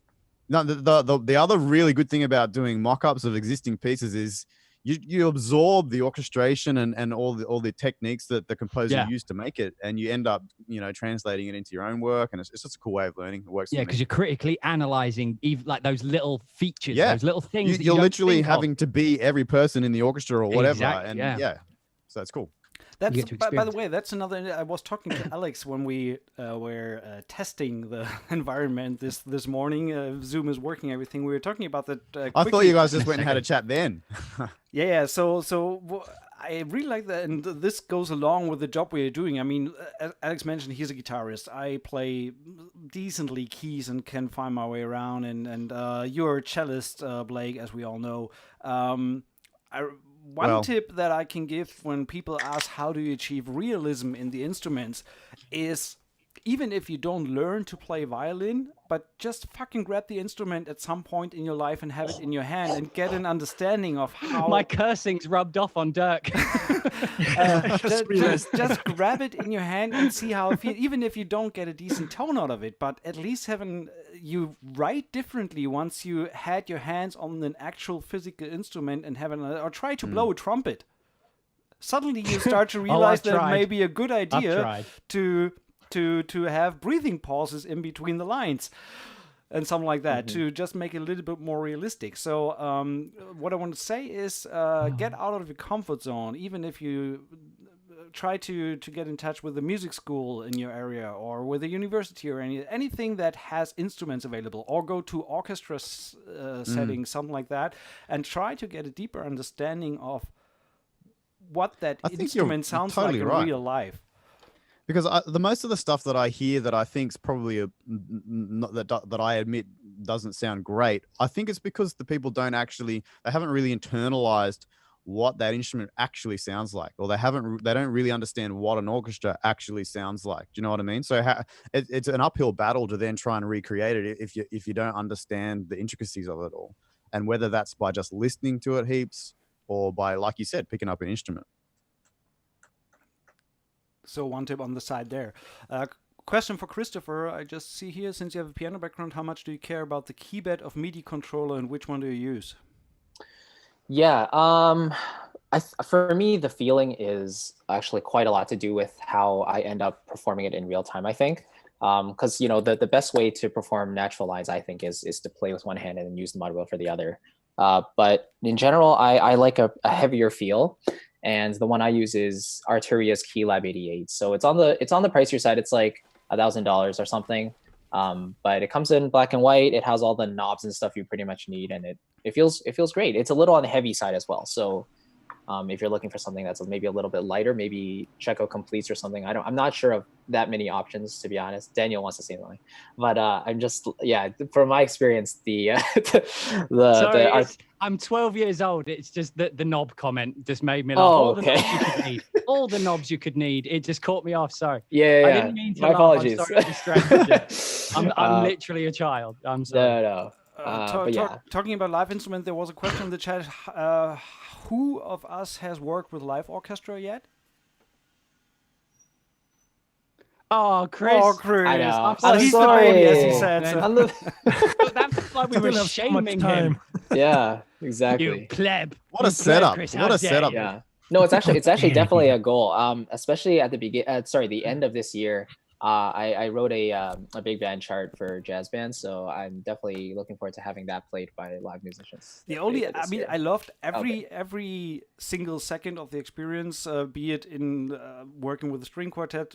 If someone is somewhere playing your music that you kind of thought in that strange brain of yours, nothing else and like someone it. else is performing it, it's the greatest thing ever. The only thing that I regret about having the experience of working with live musicians is going back afterwards and work in the box. You're spoiled, again. This sucks. Yeah. You want to make sure everything has been recorded with click. Yeah, of course. Yeah.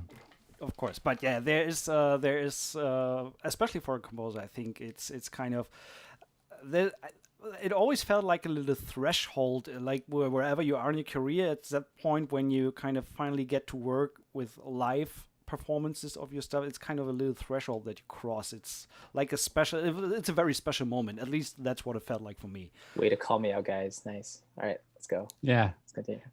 Correct. And there was also a question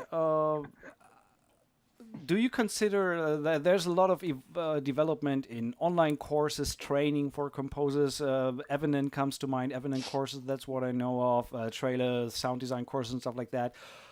Do you guys see that comparable to the standard education from back then at university or whatever? So can you make your way with these kind of online offers that are available nowadays? Is that comparable, or do you see a major difference between the two education types? I think it depends on the way you learn. Some people can learn just by reading a book. Like a lot of people can't. Some people need to see something, like explained to them, shown to them. Some people need to do it for themselves before they get it. So it just depends on the kind of person you are. Like some people are really good at school and some people are really shit at school. But the people who are shit at school aren't always failures in life. You know what I mean? They're just not good at the academia side of it. So for those types of people, learning by yourself is usually better. Like I did really badly in school. For some reason, I just, I can't focus in a school-like environment. And I did go to music school to learn to be a singer, but I only did it for 2 years. I was a good boy for the first year, and then the second year I fell apart. I got bored, as you tend to do, which is just, right? Yeah, that I got sent out of classrooms and stuff. I'm like, I'm an adult. Hello. I shouldn't be sent out of the classroom. Anyway, but you know what I mean? It's so like I learned a lot of what I did, just on the internet because the information's there. But that's not to say like there's something to be said about someone correcting you when you're making a mistake. Because sometimes it's like singing is a good example because you can sing and practice all you want, but if no one's correcting your bad habits, then you're going to have those bad habits and you will sound like the end result will be poor, So it's always good to have someone, even if you're learning by yourself, it's good to have someone whose work you respect, genuinely listen to your work and give you honest feedback. And if you're asking for honest feedback, you can't get pissed off if they give you like, this isn't very good. Like you have to get through that stage. So like, if you're learning by yourself, you have to have like a corrector. You have to have someone who makes sure that like, they're checking for any bad habits you're forming, because that's what school excels at, is like it's discipline. It's getting those bad habits out so that that's what the academia is about. It's the discipline of learning a subject under a set of rules Like that's the rules of the game. You know what I mean? You don't talk during lessons. You don't go out. You don't do this. You focus. Whereas when you do it by yourself, you could be having a wank while doing it. You know what I mean? There's no rules when you're learning something. So you've just got to kind of do it. But anyway, so both that you can have a career either way, but it depends on how you learn. And it depends on if you have someone you trust to actually correct you. That's what I would say. Yeah, that's one reason so many people jump into courses with a community aspect, like membership sites and just online courses in general that have some sort of homework assignments or things where the author or the director will actually go over your work for you, and that just brings the value up so much more. And just in general, like the concept of an online course is so much more affordable than 3 to 4 years of school. And usually you can learn, all that condensed information pretty well in a well-structured course. So I like Daniel said, it's just down to personal taste, what you prefer to learn. But I think courses are a wonderful thing if they're done correctly. Yeah. Blake, as coming from an educational background, what's your take on? I just wanted to cite one. Just want to say one thing that I read in the chat that I find interesting. Of course, 15 hours of video course cannot substitute 3 to 4 years of education at a university, of course. But maybe 5 courses with 15 hours each can. I think, surprisingly, I find myself agreeing with Daniel again. Love you, bro. It totally depends what kind of learner you are. I actually went to university to study how to study composition and music and all that in general. And I wasn't a person who did very well at school either. I can only focus on things that I know that I'm very interested in. And for me, I found the music official, education to be too broad for the specific area that I wanted to go into, which was, creating orchestral music with a computer. And so I quickly turned to online courses. Mike Verda, I've signed up to a bunch of his stuff. He has some great masterclasses on orchestration and stuff like that. Joel Doyley, I don't know how do we say his last name. He just put out an awesome. I think it's French. Joel Doyley. I'm not sure. Yeah, there we go. Yeah, I'm not sure, but he's got a really good mixing course that is as well that I learned heaps from. There is, like, if you're the kind of person that's motivated enough, you can learn everything that you want from the internet easily, and you can self-direct your own learning. And I don't really think that you're at a disadvantage anymore by not having a piece of paper that says you can do the job. And can I just point out, like, learning doesn't have to be like, you don't have to go to an educational video. Like we are all YouTube composers here. Like, you can learn just by watching people work, like you have to, when you're trying to educate yourself, you have to know what you're trying to achieve. The more specific you know what it is you're trying to learn, the more likely you are to actually learn it, because then you'll start absorbing the information when it's given to you, even when you're not paying attention. So if you're like, I need to sound like Hans Zimmer, you can get close to that just by listening to Hans Zimmer. Then if you see someone who's writing like Hans Zimmer, you'll get even better. That's what I'm saying. It's like your brain. Try recreating Hans Zimmer tracks. Exactly. Yeah. It's and like, well, that's what I'm saying, Blake. It's like I could totally like. I swear I saw a video of your How to Train Your Dragon thing, maybe I did. Picture. I've forgotten what I put up there. But like, just looking at it, I looked at it. I just watched one playthrough, and I was like, fuck yeah, like that makes so much sense. You know what I mean? And I learned something just by seeing stuff that, like, it's just like those stupid things that you should have known. Like you see like a little technique, and you're like, why haven't I been doing that? Yeah, it's like, that is I get heaps of light bulb moments from that. It's like, oh, so Powell's doing that with the trombones, and he's doing power chords with this voicing, and it always works. And so I'm going to use that too. Yeah. Exactly. And it doesn't always have to be a technique. Sorry, it doesn't always have to be a technique either. It's like learning the little tricks that make you faster, because there's something that needs to be said. Being a composer, speed is an actual genuine thing you need a lot of the time. And so when you're watching people, don't just watch for the music thing. Watch how they're loading things quicker than you load them, and be like, wait, how did you do that? Yeah, and watch how they use shortcuts, keyboard shortcuts and stuff like that. That's important education as well. That's as important as the music sometimes, because sometimes you're only given a week to write an hour, so and actually talking about, I'm with Blake on that, Joel Dollier, I think that's the way to pronounce his last name. He just wrote in the chat. Absolutely recommended course. And that brings me to a question that I was asked before the stream. Being a composer nowadays, obviously involves more than just writing some black dots on a piece of paper and then hand it out to your team. But it involves, obviously laying down the MIDI and then mixing, and a lot of times, especially in the field of production music, mastering as well. So how do you guys feel about the fact doing that all in one person, or do you prefer to have you worked with mixing engineers before? Have you handed out to have your stuff mixed by someone else? What's your experience, and what do you like about it, or what do you don't like about it? To be honest, Dirk, if I could have my way, I would roll out of the bed in the morning and just shout music, and then like a team would go away and they would just form it together. You're not far off from that, Daniel. Just trust me. Feed me. No, like it's coming. If I had my way. But I do enjoy the fact. So I came from, I imagine some of you guys did as well, came from more of like a song background. Like I was in a band kind of thing, so it was all about learning the techniques and stuff anyway. So, sorry, go on, someone else have a go. Hey, I think a big part of my, the reason why I'm able to do what I do now is not necessarily because I write good music, but it's because I nerded out with how to use virtual instruments. Do you know what I mean? I actually got my first job, I think, and I hadn't really written music before, but I'd done a lot of mock-ups. Do you know what I mean? So I think that I think these days you kind of need to be able to, if you can't produce something that sounds amazing, you need to pay someone who can. Otherwise, you're at risk of not really getting any work. Yeah, that's true. Yeah, I agree.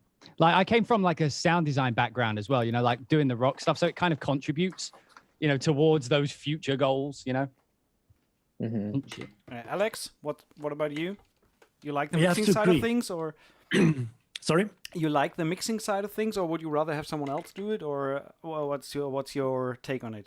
Well, I'm always happy, when there's a live session going on, when some game track or something will be recorded with a live session, I would always happy to go, call my orchestrator and say, I sent you the MIDI files, because I don't want to waste any time with it.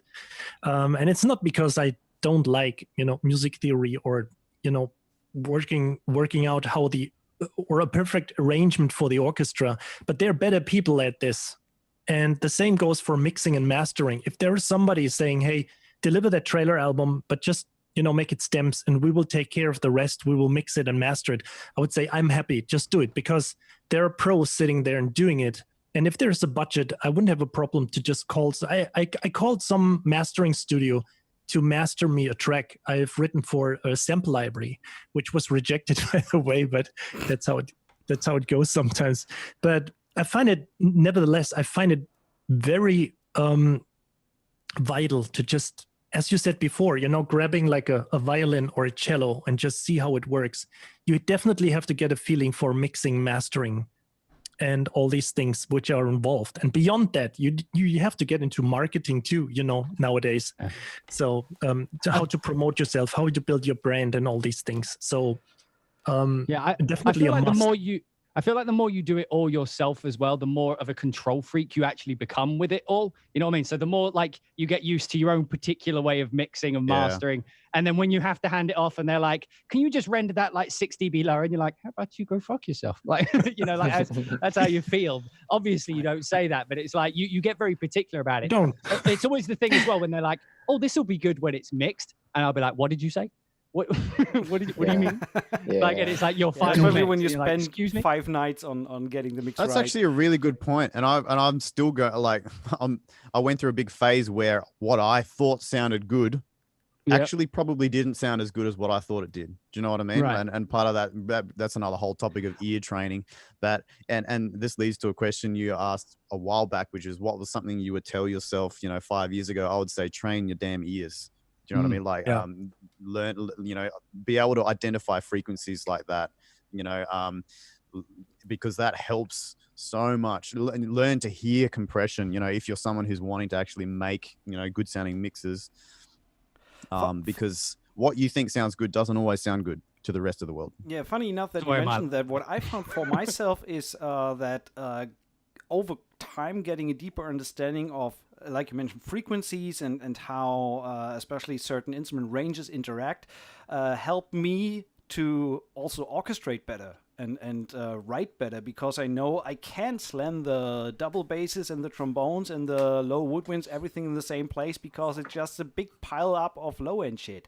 So understanding more of the mixing side of things helped me to actually get better before the actual mixing happens and make it sound good already. Like orchestration is literally old school mixing. Yeah, do you know what I mean? exactly. Like, and as I learn more about mixing, I see, oh, John Williams does this thing with his brass, and then later on, I understand why, because the way the frequencies work together makes so much more sense from a mixing perspective. You know, it's literally just all mixing. Like, it's like putting high string, high piccolo all together. You know, like it'd be super shrill. It's like, you don't do that because, so I'm going to EQ it and then put that down on a clarinet. I'm going to put that down there. That's a really good way of looking at it. I've never heard it put that way. Well done. Well done, you genius. There you go. There you go. I like it. Thank you so much. I'll buy it. I'll wear it. I would also just let the chat know that we're nearing the last round of questions. So if you have anything that you feel is not answered yet, now's the time to post about it, because we are closing shop in right around 10 to 15 minutes. Yeah, we just started. I mean, giving for Daniel, that was just the introduction. So the actual talk is now happening for the next 5 hours. To be honest, I feel like I'm just settling in, Dirk. I'm like, right, guys. No, but I appreciate all the insight we have so far. Then? No, I'm joking. Carry on. The stream has been disappointing. I don't see a single roundtable. I bet that guy came from your stream, Daniel. I know that guy. Don't listen to him. He's an Australian. I actually love the other one. This is so great. 4 composers and Christopher. That is cruel. It's true. Nah, don't listen. Don't listen to the trolls, Chris. Don't listen to the trolls. Yeah, we will not. Mr. Foreman. One question I mean, it's fucking funny, but that was unnecessary and cruel. No. I could have substituted with my name. Composer. Just the cool thing is that we know that is not true, so that's the great thing about it. Anyway, one question was, so mean.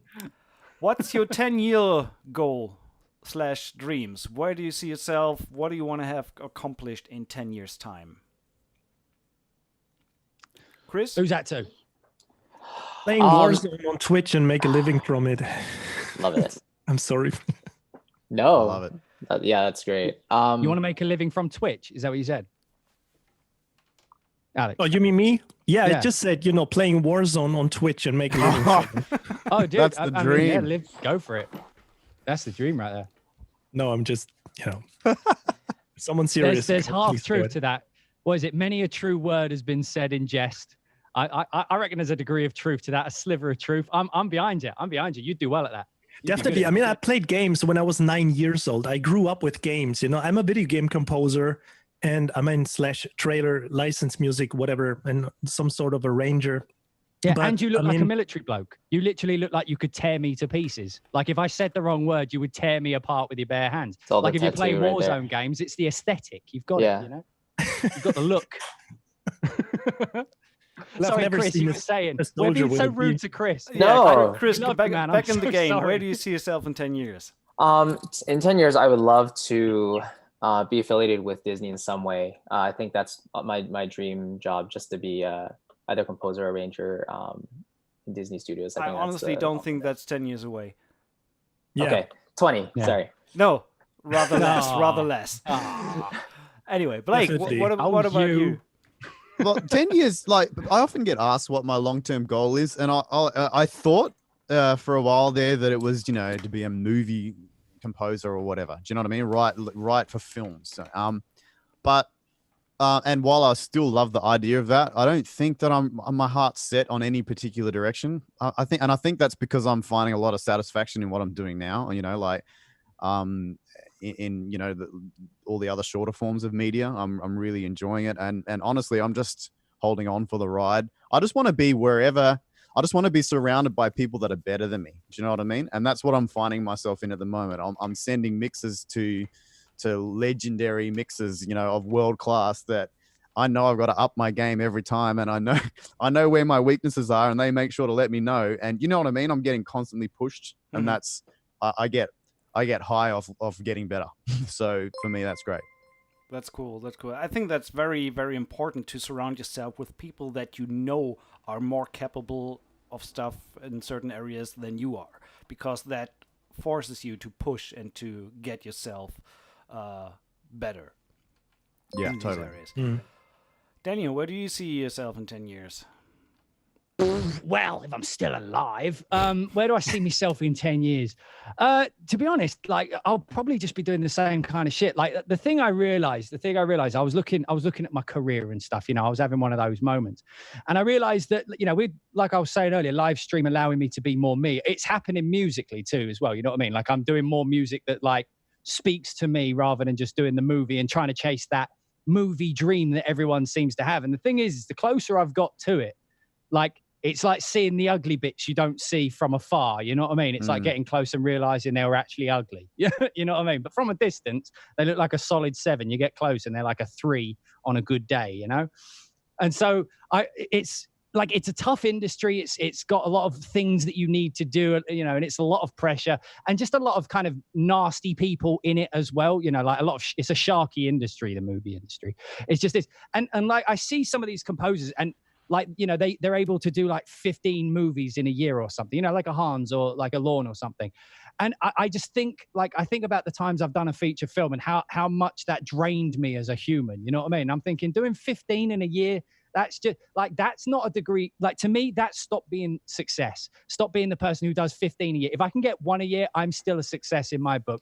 I'm still doing a job that I've dreamt of doing. I'm still achieving. I'm still presenting. And every year I get to reinvent something brand new. And, I don't need to do 15 different versions of the same thing to be considered more of a success. You know what I mean? So I think what I've decided that I want to do, and so over the next 10 years, I'm going to try and actually put into place, is to do more things that I want to do enough so that I can maintain the life I want, but then do, like, not just take jobs because they're a Hollywood gig, or not just take a video game because it's a video game gig. I feel like that whole like composer thing of proving myself, I feel like I've done that now. Like I'm very fortunate, like all the projects and things that I've done have put me at a point where I can go like, okay, I don't need to like kind of prove that I've done it. Like it kind of speaks for itself. So I want to kind of get more into my own thing.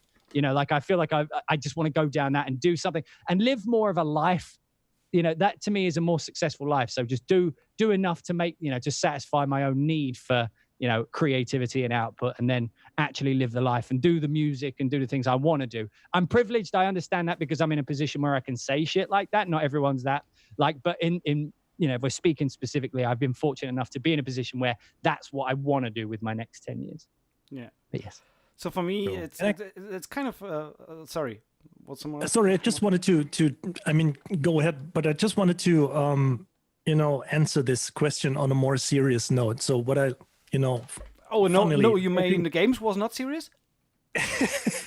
Yes, but I just have to appear serious, and make a better impression than just saying that games is everything. But basically, I have to totally agree with what Daniel says, and this was basically my short phrase. Like, I see myself in 10 years, like making a living on Twitch with playing, Call of Duty Warzone.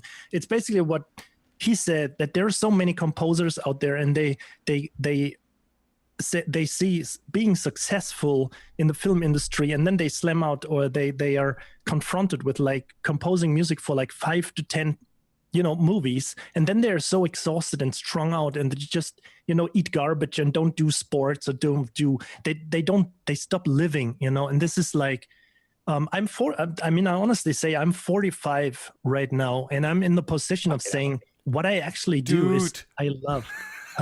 No way. You look like 28. Look so young.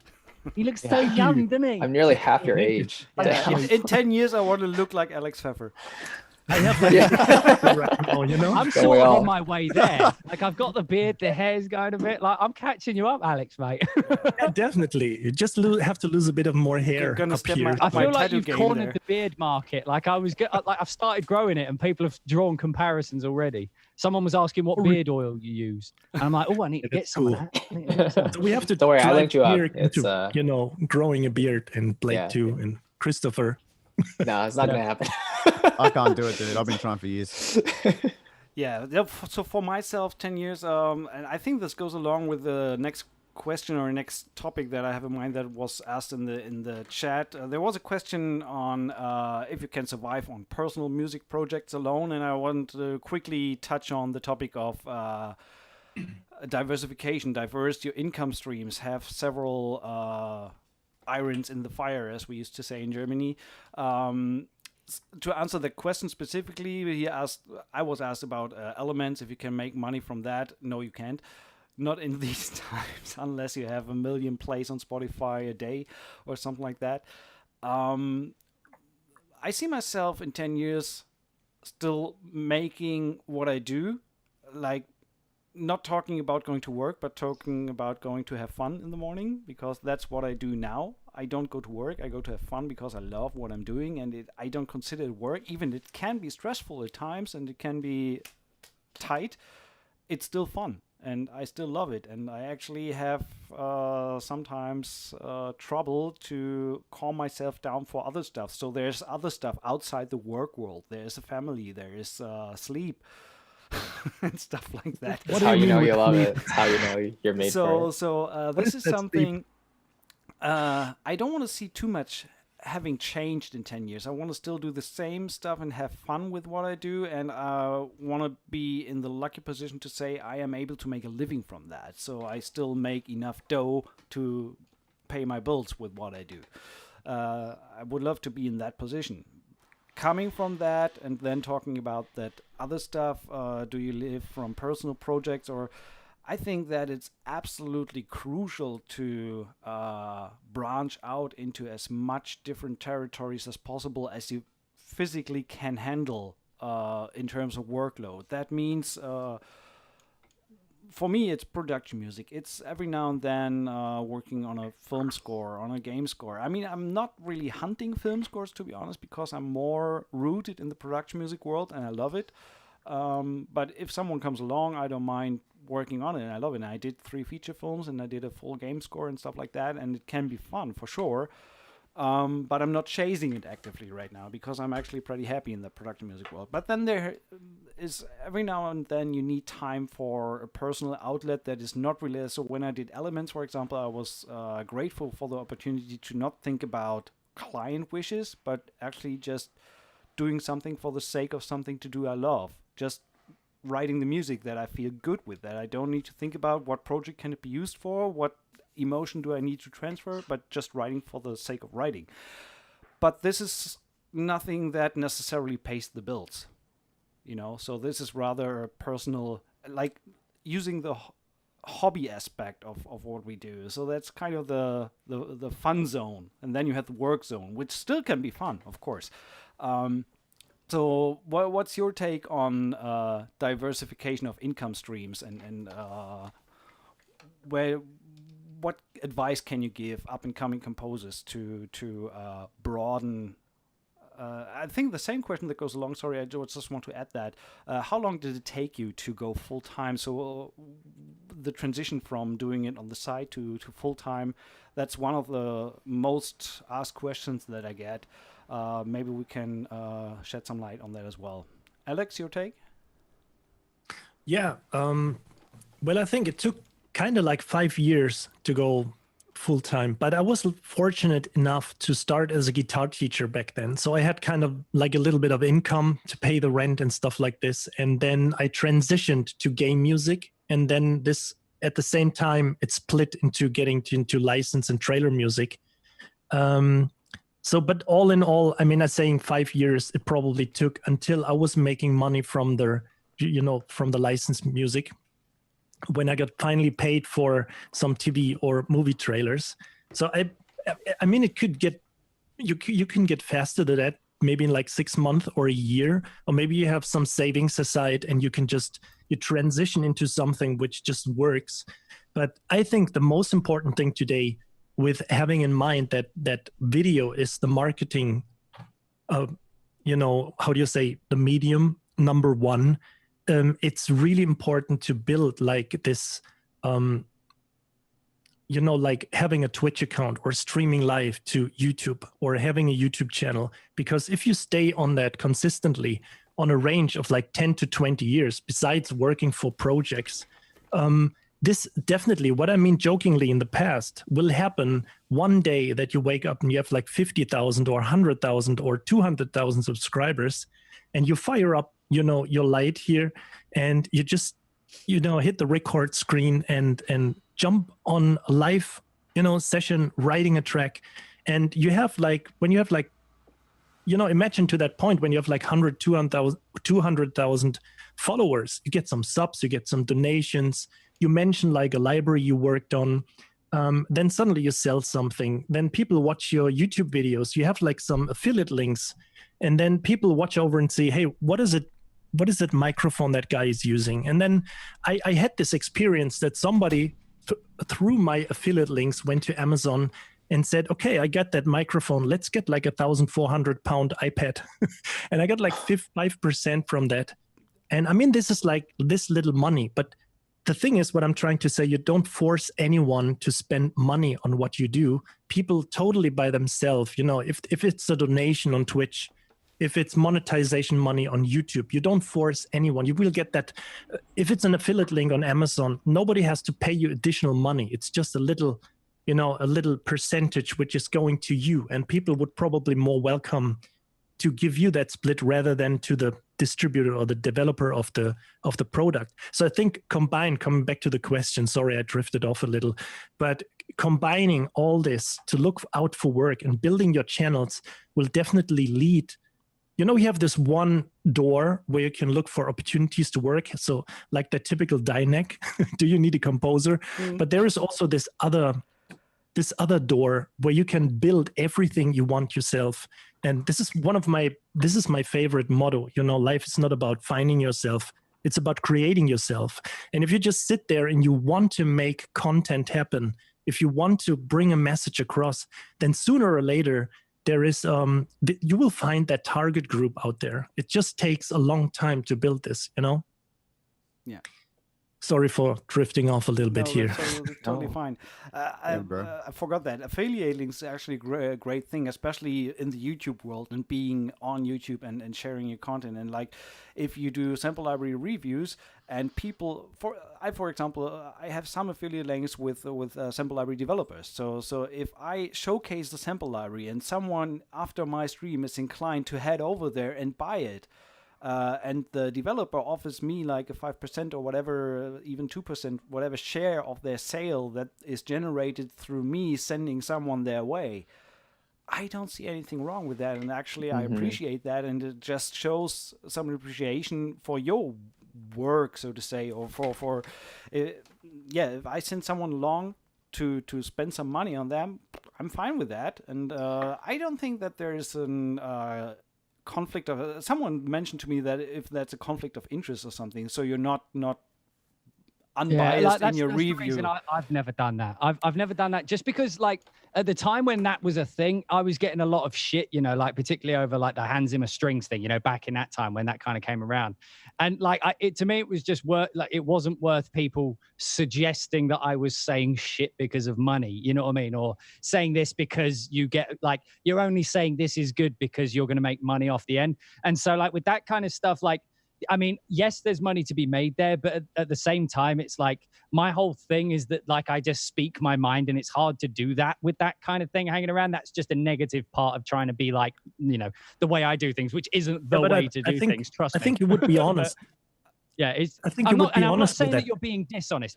Don't get me wrong. I'm not saying you're being dishonest. No. I'm just saying that it's just something I never have to deal with. It's just a worry off of my back. Because people will, if you do that, even though I know for a fact that you two don't do that, people will still say it. Yeah, and it's still a thing that they'll try and say that, oh, his opinion isn't valid because, and I'm just you know what? I'm not going to give them that ammo. I'll make me money some other way where they can't attach it to something that's, that's why I do you. I do the revenue streams with some library music that I've done years ago, just a little stream there, a little bit of YouTube stream, a little bit of Spotify stream. And it's funny, all these little tiny streams eventually add up to a month's rent or something, and that's just from the stuff you did 5 years ago. So that's always a good way to make a bit of money. But the little bits of money from I'm still struggling with whether or not to on Twitch have a subscribe button. You know what I mean? Because I don't want I do the Twitch thing for fun, and by side thing, my YouTube thing's for fun. So I don't want people to I don't want it to feel like a job. You know what I mean? Because if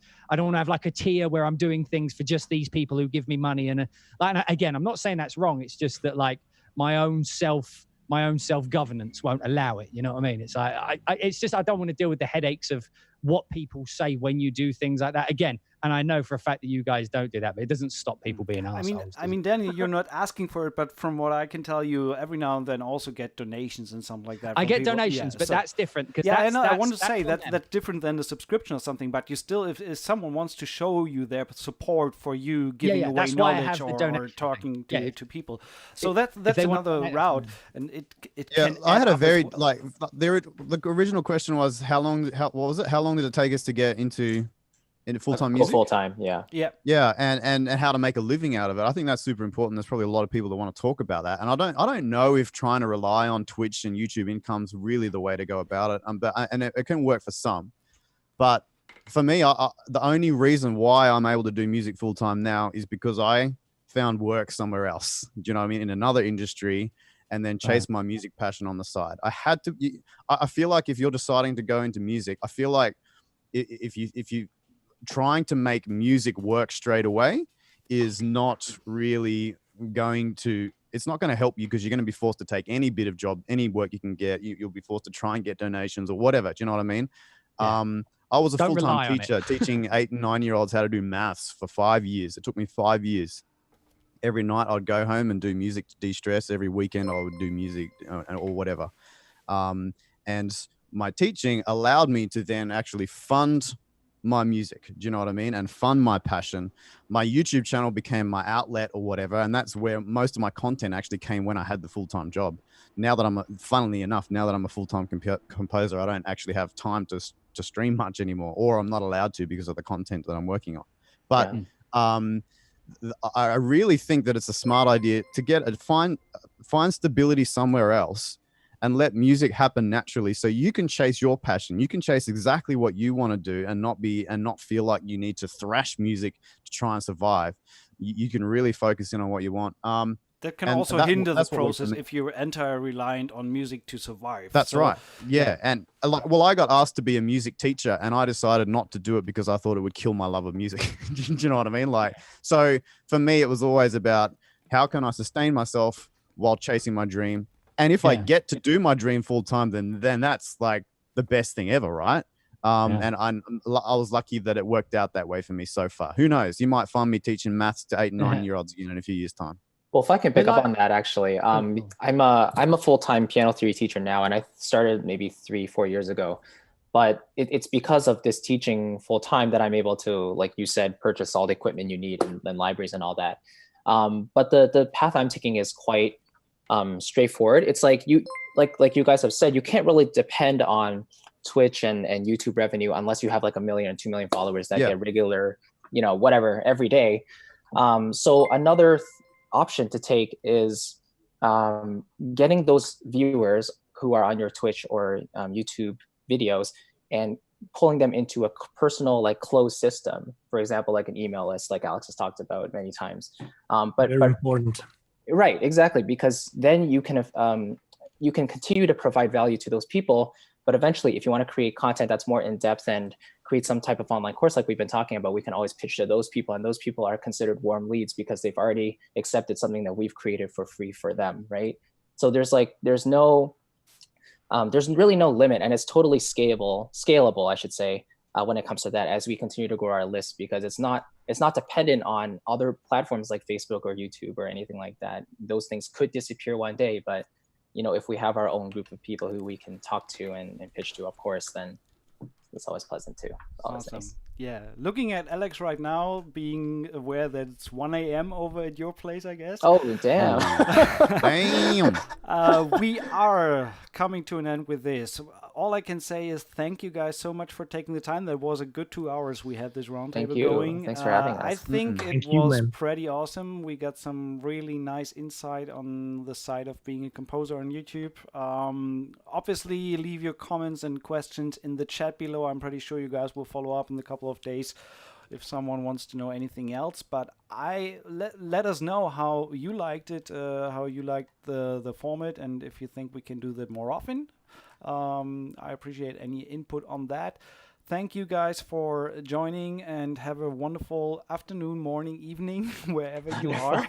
By the way, there's already a suggestion in the chat saying once a month, so that's pretty awesome. I will not Seem make to be any enjoying it. any promises Don't there. get Not yet, not yet, not yet. We should do it again. We'll right? see. I have to admit that I do like the format. It's just more casual differences and and everything. Yeah, a true. little bit refreshing, getting away from just hacking down on the keys or on the guitar or whatever and doing some stuff with music, but rather talk about it. Especially in these times where we don't have much more possibility than doing it on screen. So, final for me to say thank you, guys. Thank you, all the viewers out there. Stay safe, stay healthy, and hopefully until the next time. All right? You guys. Thanks, Dirk. Awesome. You all have a wonderful day. Bye-bye. Thanks, guys. Bye. Thank you so much.